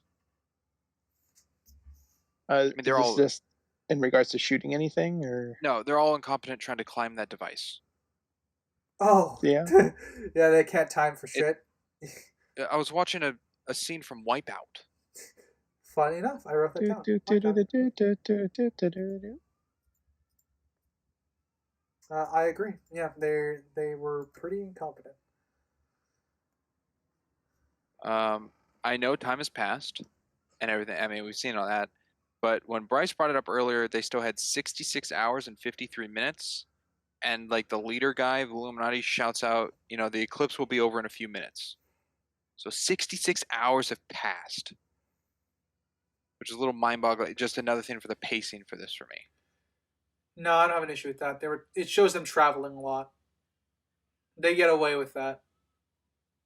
Um, Yeah, 3 days for all this. I think that's believable. Okay, I mean, again, I don't know how to reiterate this. It's not the world situation. It's the film situation to me. I mean, I think saying the two times conveys the passage of time, even if we see those two times close to each other. I'm trying to think like any other example. I get what you're saying. You'd like some fluff in between them a little bit to separate the 66 from the couple minutes. Yeah, but the 66 hours doesn't seem that like irrational, like crazy. It's not like it would be a little more if Bryce said like, "Hey, we still have 4 days," and then they cut, and it's like we have a few minutes left. It's like, oh, 4 days passed. That doesn't seem that out of place still for the travel. What if it was like, a week and it jumped? Like, is a week passing too much? Well, yeah, because the entire movie takes place in a week. Yeah. I'm saying the time given out kind of situation. Like I'm trying to like I guess a kind of example is Percy Jackson the Lightning Thief film when they're in the Lotus Casino Yeah. and it's like all okay and then they're like, oh, we got to get out of here, and they're like, wow, 3 days passed by. you also have to remember that's montaged. Not the entirety. There's a good chunk that is montage. The, Yes. the time skip though is implied via the montage. Would it have been better if they montaged through all the travel stuff and they did the time jump thing? Possibly. I don't know. I just again the pacing. It just seems so quick. Like a scene was taken out or something. But also it's an hour and a half film, so it's like regular decent bog standard time. I just don't know if there's parts that are really fast and then parts that are drawn out, and I just think it could have been paced better. I agree that part was quick, but I wouldn't say this was bad because of that. Yeah, I don't. The pacing of this part was bad because of that. I mean, If we the agree film with. doesn't have something to add there, then it doesn't need to add it. Yeah, I guess the difference between this scene, Sprinks, and the one you brought up earlier, which was the pacing around the hard cut of the phone call for Wilson to Lara, that was a very very clear back to back thing. This one isn't back to back. There's lots of time. There's lots of travel going on in between. So this one doesn't necessarily have a pacing issue. when compared to the other one. Because there They still travel is through fluff. Siberia. Yeah, there still They is go to a fluff in village. between. Because the other one, the one you brought up earlier, I think is very much a pacing issue. This one, not really. It's because they're so distinctly different in terms of what they're accomplishing. This one, you have somebody say it, but there's also plenty of obvious stuff in between that would take up the time. Also, the time it takes to coordinate Then it the falls on efforts. it falls onto something I don't know how to talk. I don't know how to say of what I feel then. You Yeah, just something feels off about it, but it's not a pacing issue. It's just something that you don't know how to articulate. in my definition of pacing it is, but I don't know how to express that. Because the example you just gave of the phone call and this, yes, this has a lot more fluff of the whole Siberia. Actually, first the whole uh talking to Powell, like she has the peace prizes there. Then they're in the helicopters going to get in all the dogs and get it. A lot more is put in, but I don't know if it's just the instance of calling Bryce, "Hey, we got to go," and then it cuts to Powell in his hangar, and is the hangar in Siberia? So is Laura already there, and there was no travel point of that of how she just? I mean, she just got there. I don't know if that's the cut. That's the pace thing for me because they're already in Siberia, or if that hangar isn't in Siberia, then where is it? I don't think that really matters. But then that cut to the chopper, which is the movement of getting to the village. Like from the village onward is fine because I'm like that's 2 hours, if that. But I think like 66, the span of that of 2 day plus, with how fast everything else has been going from Laura to get Cambodia, and um, from Cambodia to where I guess she still in is Cambodia with the monks and everything. It just seems to be like jumpy, maybe jumpy, but still pacing, like just a point to point to point to point, and it's not smooth, but it's not hard cuts. Yeah, I think Crimson, you said that like if the movie has nothing to show for particular stuff, it would just be cut. Yeah, Um, if it doesn't need to show something like, um, we don't have a scene where they're coordinating their efforts, getting the vehicles they need, getting the soldiers they need to then fly out to Siberia and go on the trek. That would give more essence of how they utilize the 3 days, but we can infer that. We don't need that. I think the efforts it would take to go to Siberia with this force is enough to infer. And it sounds like that's something you're struggling with, Sprinks, is just inferring stuff. Possibly. Okay. I don't have much more to add on that because I think we covered a lot of the ground on yeah, the points on the yeah, I don't have much to add either. I think I gave my 2 cents when comparing pacing issues for between I guess the two different scenes. So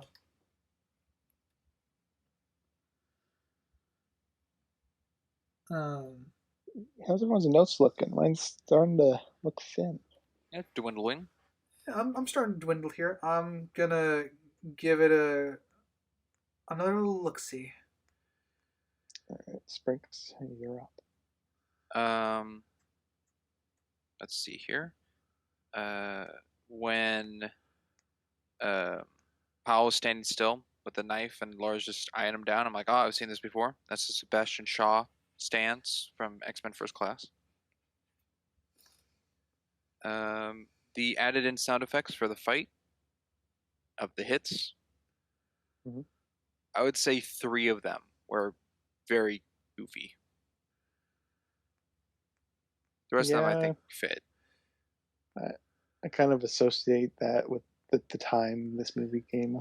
That's true. Like how A lot of action films have that. Indiana Jones always has the same punch sound effect usually. Yeah. Yeah. Then again, that's 15 years before this film. I'm not Well, saying it's actually, depending on which one, but yeah. Um, Yeah, sound has certainly improved over time for movies, at least larger budget films. I find it a little odd that it's fine that Hilly like displays the guns on the silver platter, like get back to training, have fun or whatever. They're doing it in the But that living room. they're doing it in the living room, and it's not like go back to the training ground, especially since they just cleaned everything after the invasion.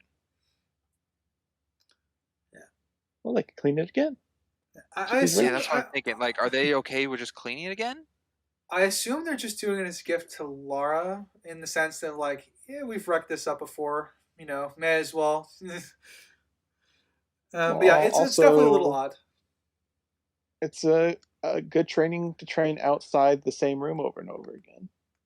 She has a couple floors she can play with when fighting this robot now instead of just one level. Yeah. True, but She's got stairs to climb, railings to like jump onto. at Yeah. some point, it could turn into. Tell me what the name. I don't. I want to say Thaddeus's or something. The ship. In Atlantis. No. What's the ship that like Theseus. over time it rots? Oh, Theseus. the ship of Over time Theseus. it rots. I feel like Croft Manor could become that. Yeah, sure. Maybe the living area. I don't get attached to buildings, get attached to people. So maybe you could be right. Yeah, and And presumably, good philosophy reference, Springs. I didn't expect that from you. well, one episode it's reference. because it's from. Yeah, Well, at least you said one in the chamber and not of WandaVision. that's what I was gonna say. Sure, I was gonna say. Oh yeah, presumably Bryce has upgraded the robot to have more safety features. Yeah. Maybe. We'll never know, unless it shows up in the second one. That's true.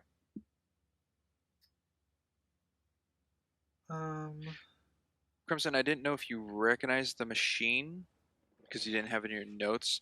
It looked very similar. The machine of the spinning like planet things that Laura was climbing all over Yeah, it's in the Siberian one. It resembled that of the machine in Scooby-Doo 2 or the device in Casper's basement, the Casper movie. Should I leave and come back for this conversation, or? Scooby-Doo. No, I mean, Ryder, I know you haven't seen Scooby-Doo. I don't know if you've seen Casper. The Device Friendly Ghost? Scooby-Doo 2. Yeah. I don't know which device you're Going with- talking about. The Monster Maker. Huh? How did you connect those two? You're talking about the planet, the solar system thing? Yeah. What Looks are similar. you talking? I guess it didn't look similar to you. Okay. Big Big metal thing with a big, maybe I need to look at it again because like a big metal, a big ball with a metal thing. Now this one didn't have a conveyor belt of like outfits, and then the Casper thing, I could be off. I haven't seen Casper in a long time, but it looked familiar. I thought you were going to reference how it looks very similar to a puzzle in Rise of the Tomb Raider, which I'm sure took inspiration from this movie for that puzzle. Possibly. Yeah, I was gonna say it felt very Tomb Raidery. The spinning like module of the solar system. I didn't like the feel that it was giving for the aesthetic. I guess I don't. We touched on. Sorry, Crimson, you brought it up earlier. How like a lot of negatives, and you said it positive. A positive I'll give is I like all the parts that make it feel like a video game, It is very much a video game like movie. from its source material. Yeah, I think they did a good job with it in that regard. Yeah, me too. I quite liked. Actually, I have another outfit thing, but it's more of a note. Um, the kind of color of Lara's outfit there at the end, it kind of reminded me of. I don't know why my brain went there, but I remember them talking about the outfits in Star Wars. Um, After Luke defeats the Emperor in Return of the Jedi, his black uniform is kind of open, and you can see that it's lighter underneath. that color kind of reminded me of that. It was a very, very specific reference that my brain took to for that. Oh yeah, that reference of Return of the Jedi is a good parallel of Luke and Vader. Let's see. The father flashback thingy, I guess, when she had the device. Springs, you've talked about how some awkward scenes and other stuff we've covered. One was recent with I Love You, Beth Cooper, and if there was no music, they'd just be staring at each other.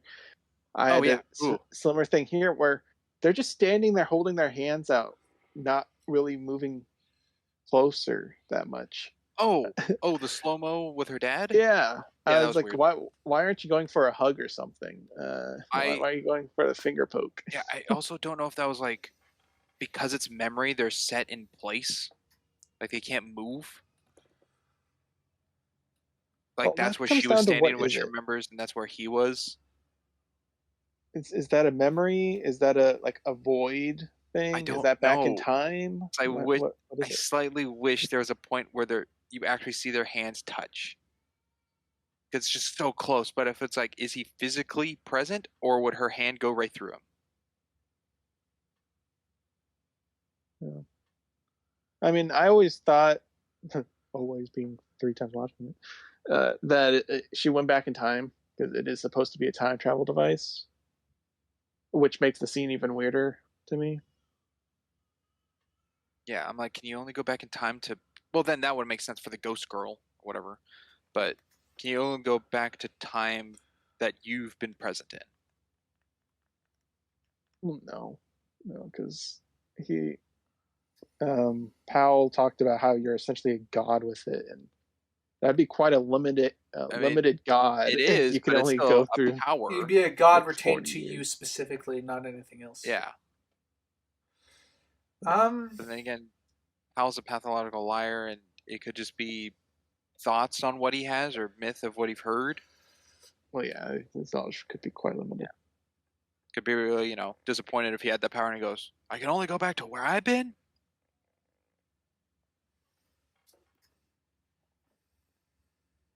Because then Lara could have gone to any point of her father, which could be saving on set. I mean, that's where I think pretty much 90% of John Voight's film shots were in that little tent. yeah, gotta remember people used to So, actually adhere to budgets back in the day. yeah. So they're like, oh, we'll just film it right here. I really did like that tent slash memorial tent where it did that transition on On the the first first stream. the first transition. Yeah, it was really nice. I really liked that. That was nice. Uh, it does it make sense that one shot from her gun would destroy the triangle? Glad you brought that up.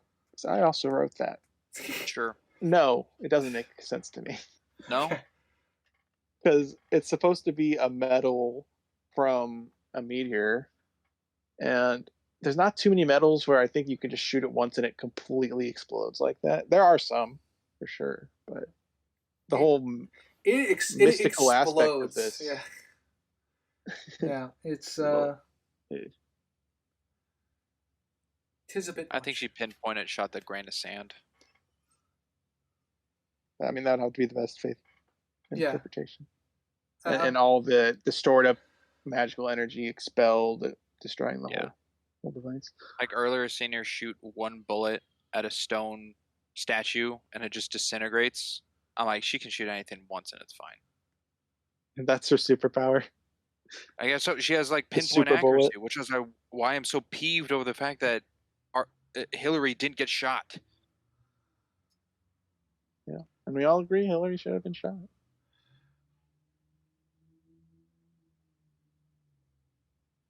I guess final calls. If you got a couple left, shoot them out there.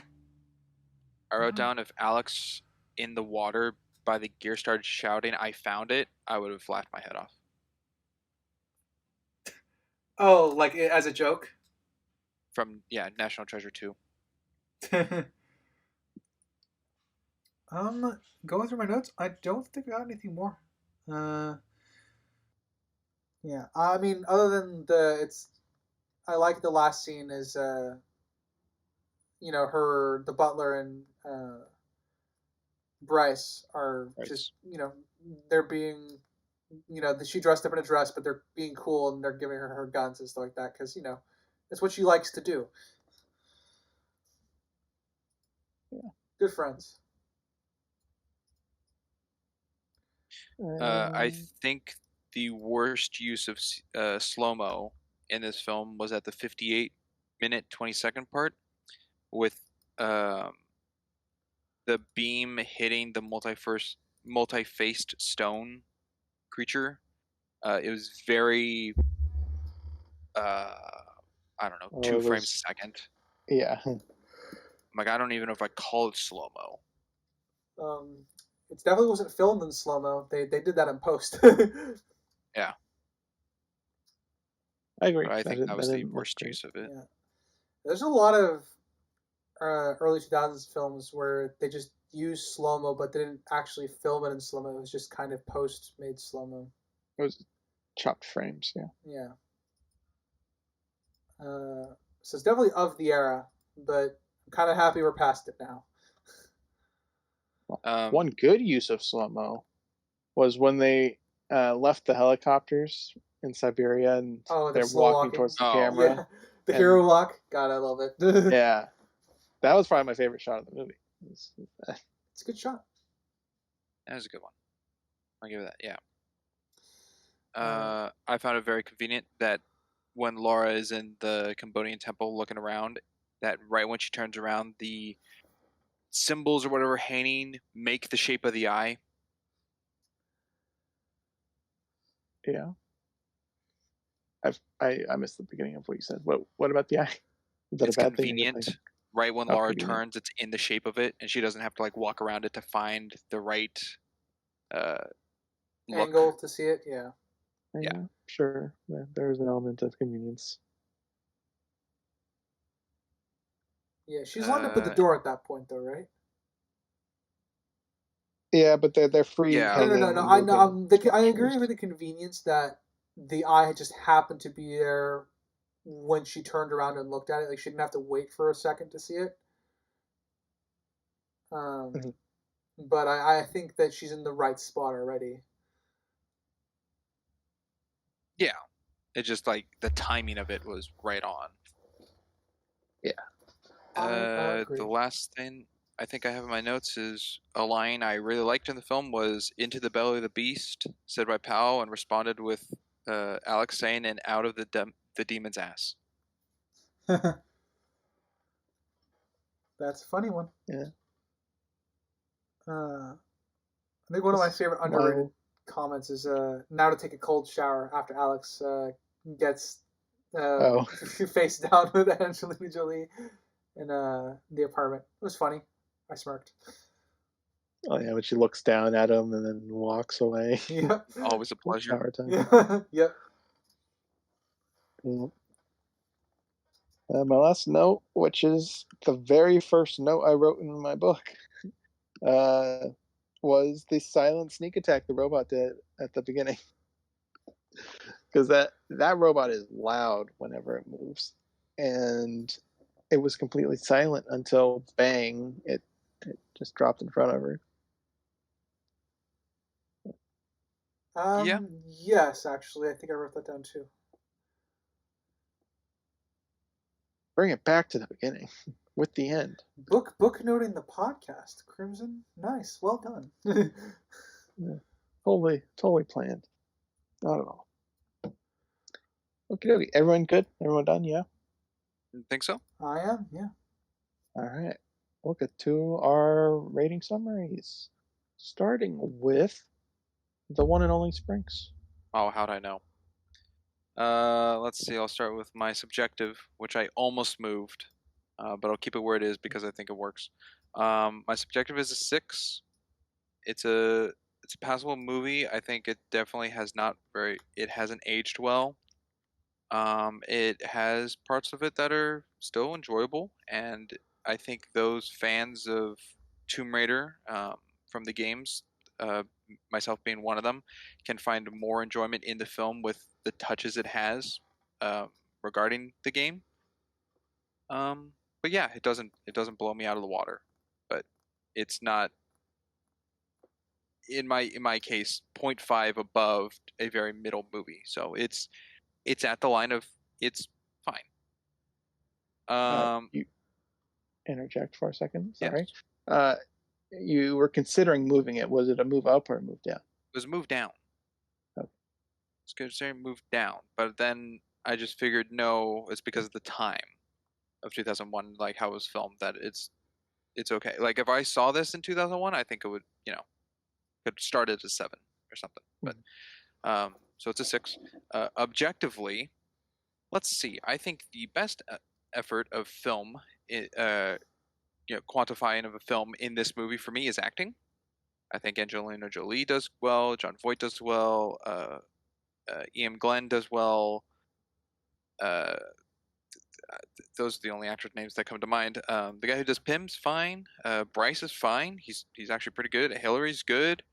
Um, yeah, I think all the acting's pretty. Oh, Daniel Craig as Alex, good. I think the acting's strongest. Cinematography is. I'll put it in the middle because there's some shots that I'm like, that's pretty good, and there's other shots I'm like, no need for that. So it balances out, and then lighting. There's uses of lighting that are totally fine. There's uses of lighting that are okay. Then there's the VFX, which overall in the film definitely dated to the CGI of its time. However, the uses which I see as for lighting, not I don't know if it's because they couldn't do it practical, but not great. I think the best use of CGI in this was the first fight with the robot of quick cutting between practical and CGI. That worked well. To not dwell on either. Yes, so that costuming, I think costuming is really good. It does fit for Lara, with kind of like the game outfit, and then giving like different outfits of her character, like different environment she's in. Thought that was really good. There wasn't any usage of costume design that really like were atrocious to me. They're all good. The color theory I didn't see as strongly as Ryder did, but I can see what he's talking about. Let's see, writing. I think there's parts of this that the writing's well done, and there's parts of this that I think just needed to be touched up and fixed, and weren't as strong as they could have been. As always, I always forget something. Editing. Fairly fine. I'm kind of glad this film doesn't do a lot of early 2000s, star wipes or crossfades or a lot of, it's just cuts, but some of the cuts are very hard cuts, which I think needed a little more breathing room. And overall, I think, again, pacing is not great of this film. I'm not saying it's like a 1 out of 10, but it's not good. For me, it's very quick, and then kind of breathing room, and then maybe breathing room on stuff that doesn't need all this room, and then very quick again, and then jumpy, and yeah.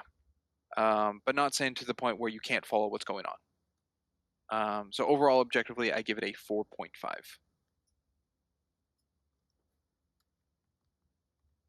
Okay. Not a number I was expecting. All right. Ryder, you can go next. All right, I'll do my subjective. Kind of have a lot of nostalgic attachment to this movie. That kind of goes into it. I'm at a solid 7. I still enjoy the movie. It's definitely one I got some fond memories of watching with my mom. I was enjoying myself, even if I understood there were objective problems. Um, so yeah, easy 7. A lot for me to like here. It's early 2000s. I have a special place in my heart for all the cheap, cheesy action movies that came out in that era. Um, objective. Um, let's see. I have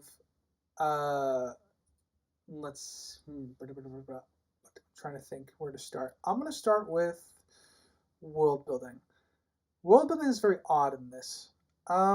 They do simultaneously a good job of trying to blend history but then they introduce stuff like the time storms, which are broken. That's not consistent. They introduce super healing potion that's not relevant beyond the scene that it's in, and they have the Illuminati as this overarching force, but we don't really feel their presence beyond Powell and the council that's supposed to be there that implies this imperial force that's just not really present throughout the film. Um, there are some quote unquote good aspects to it as well. I think the the world of tomb raiding, as established, makes some sense. I like the relationship between Alex and Lara being rival tomb raiders is cool in concept, and it's conveyed well enough through their characters.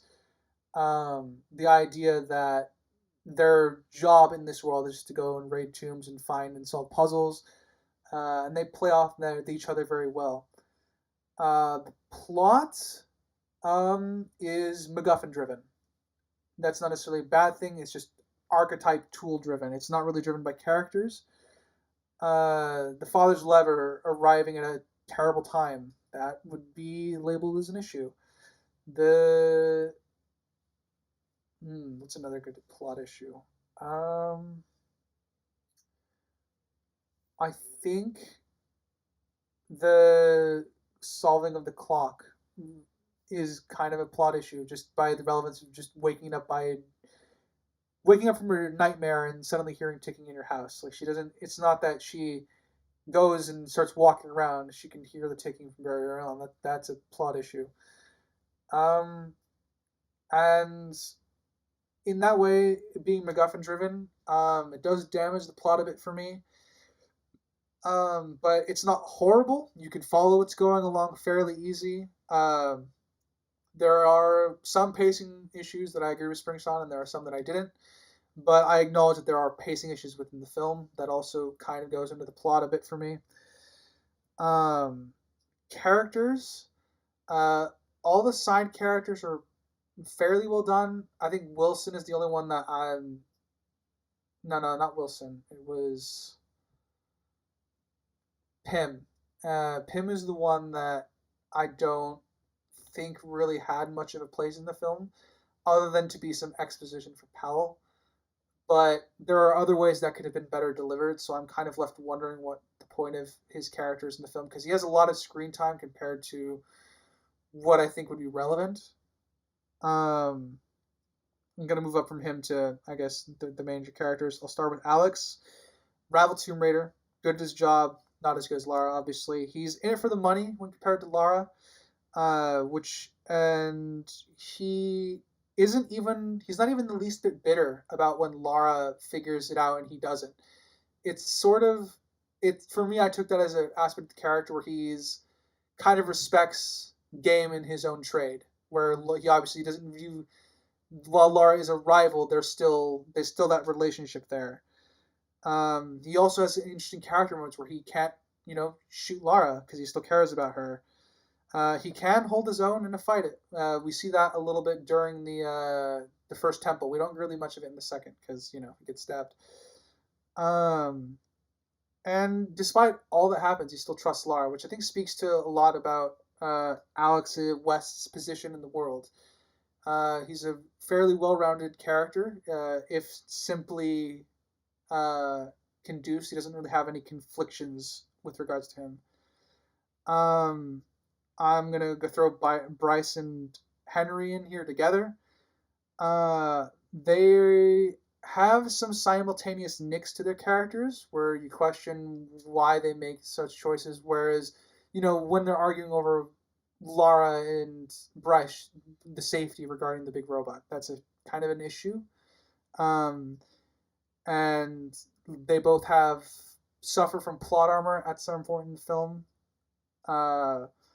But they are well characterized, I think. And in the case of Hillary, we have the whole debacle of misinterpreting him giving assignments to Lara on the date of her father going missing.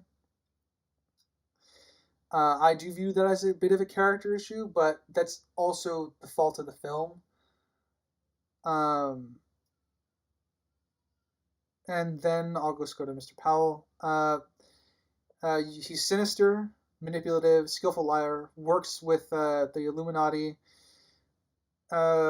He's, I guess, a lawyer is obviously a cover, I think. Uh, he's a bit on the extra side, likes to meditate. He's narcissistic, he's egotistical.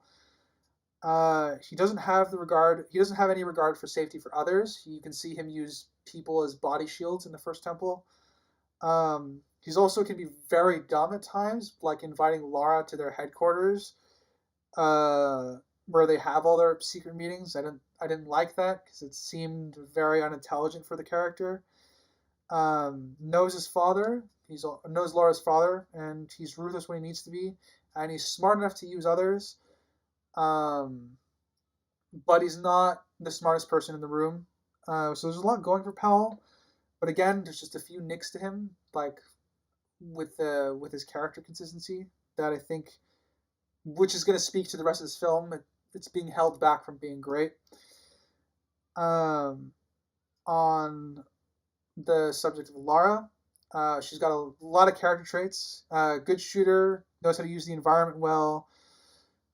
Aims like a god 99.9% of the time. The one exception being where she doesn't accidentally shoot the butler. She doesn't count bullets, which I just wrote down for fun. She's competent with guns. She definitely uses her. She has some femme fatale traits that she uses to good effect, I think, against Alex particularly. Uh, it says something when she says she's bored of Egypt, but you can, take the layers behind that if you want. Um, she's impulsive sometimes, like with breaking the clock, but clearly she thought about it. We just weren't dragged along with it, which I think is probably my biggest issue with Laura. We're never really. Uh, the movie has a hard time tracking us along with her train of thought, and I guess that would be more of a plot issue than a character issue. But it's clear that she's having these thoughts. It's just not being conveyed well. Um, she is skilled with bungee ropes, can make makeshift weapons with just tools lying around, as we see in the before we get to the weird motorcycle bit in the garage. Can read inscriptions, use the environment well to fight. Uh, doesn't tell the world about magical healing tea. Thanks, Lara. Uh, and she's willing to make deals with her enemies in order to chase down her goal. And she doesn't take her father's advice. Goes back to save Alex. There's Laura is a jigsaw puzzle of a character. There's a lot of great things about her, and there's a lot of questionable things about her that I find as character inconsistencies. And that really is what drops the film, I think, to the rating that I'm going to give it, which is a solid 5, objectively. There is stuff to like here. It does do some character things well, but there's enough character consistencies across the board, and world building issues and plot issues that we're starting to edge towards the lower scale of average for me. All right. And a question, because I don't remember if I did it in the beginning. Did I say the budget and box office of this in the beginning? Nope. I knew it. I had it written down and everything, and I didn't say it. So, if you stuck around to this long, here's the budget. It was 115 mil, and the box office was 274.7. So, it made a profit. I think enough to get a sequel. Ba-da-da. Yeah, I'd say so. Yeah. All right, I'll go now. I'll start with my subjective, as I tend to do. And this one was a tough one, and I'm pretty sure it has changed. Once again, through a viewing, not through the podcast. Going into it, I was like, all right, I'm feeling a 7. I think I remember this being a good 7 experience. Having watched it, it is not a 7 experience. It is a little bit lower, though. 6.5 subjective. I can watch it. It's got enjoyable moments, but in large, it's not certainly not high on my action or adventure film list because as Sprinks likes to bring up, I do like my adventure films, and this wouldn't be very high on there. So 6.5 subjective. Objectively, this one was a hard one to pin the rating down because there's certainly an element of this being dated and trying to judge it for the time it came out. And that makes it difficult. CGI being one. I think the CGI is mostly appropriate for the time. There are some moments where it is below, such as Richard's death, the pyramid part, the light in the temple room. But then there's good stuff like the dog and the vibrating hand while she's turning the knife. So that it's got a mixed bag of good and bad with the CG department, but I think mostly it is in line with the time period. The action cuts I mentioned in the beginning being overwhelming for me is I do consider it a period piece as well. That happened in a lot of early 2000s movies. So looking at it today, I don't think it's good, but I think it fits for the time period. In terms of the acting, I think everyone did okay. I don't think anybody really stood out as bad, but I don't think anyone stood out as great either. Not even Angelina Jolie. They all just did their jobs. They showed up. They got the paychecks. Good on them. I think the third act is a complete and utter mess. I can't think of many positives to give it. I think the time storms are poorly executed. The fact that Powell's fighting proficiency just comes out of nowhere. The father thing is, they could have done a lot with that scene, but I feel like they did the bare minimum, which I don't know if that's objectively wrong, but I'd throw it in there anyways. I don't know, and just the differences between both locations is staggering, and I think they needed more reasoning behind why the Siberian location is drastically different from the Cambodian one. The living statue music magic. What am I doing? The magic statues. It'd be funny if they were doing a musical. That would have changed the film. That would. Then we'd have a whole talk about is it necessary to be musical. But yeah, the statues, cool in concept, had some good moments with them, but in large, I feel like were poorly executed. I like the implementation of the big one because it kind of reflects the robot she trains with multiple arms. So she's got experience with that kind of combat. I think Alex's integration is serviceable, but underutilized in large. And not just because it's Daniel Craig, but I feel like Alex didn't have much of a part in this. His whole death at the end being Lara's conundrum of caving in and helping with the device, I feel like they didn't build enough on their relationship for me to believe it. We had the whole naked scene and their looks at each other like, oh, they've had a past. I just didn't really feel any chemistry between them. And I don't know how much of that's me or how much it was conveyed. But since I'm in the objective section, I'll just say it's objectively flawed, even if I'm wrong. As I mentioned, I think the biggest issue with this is Lara's misunderstanding of her father's words or something. I don't know. She didn't take the lesson at all.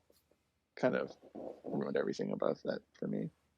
I agree with Ryder that Laura has some inconsistencies with her proficiencies, dropping bars.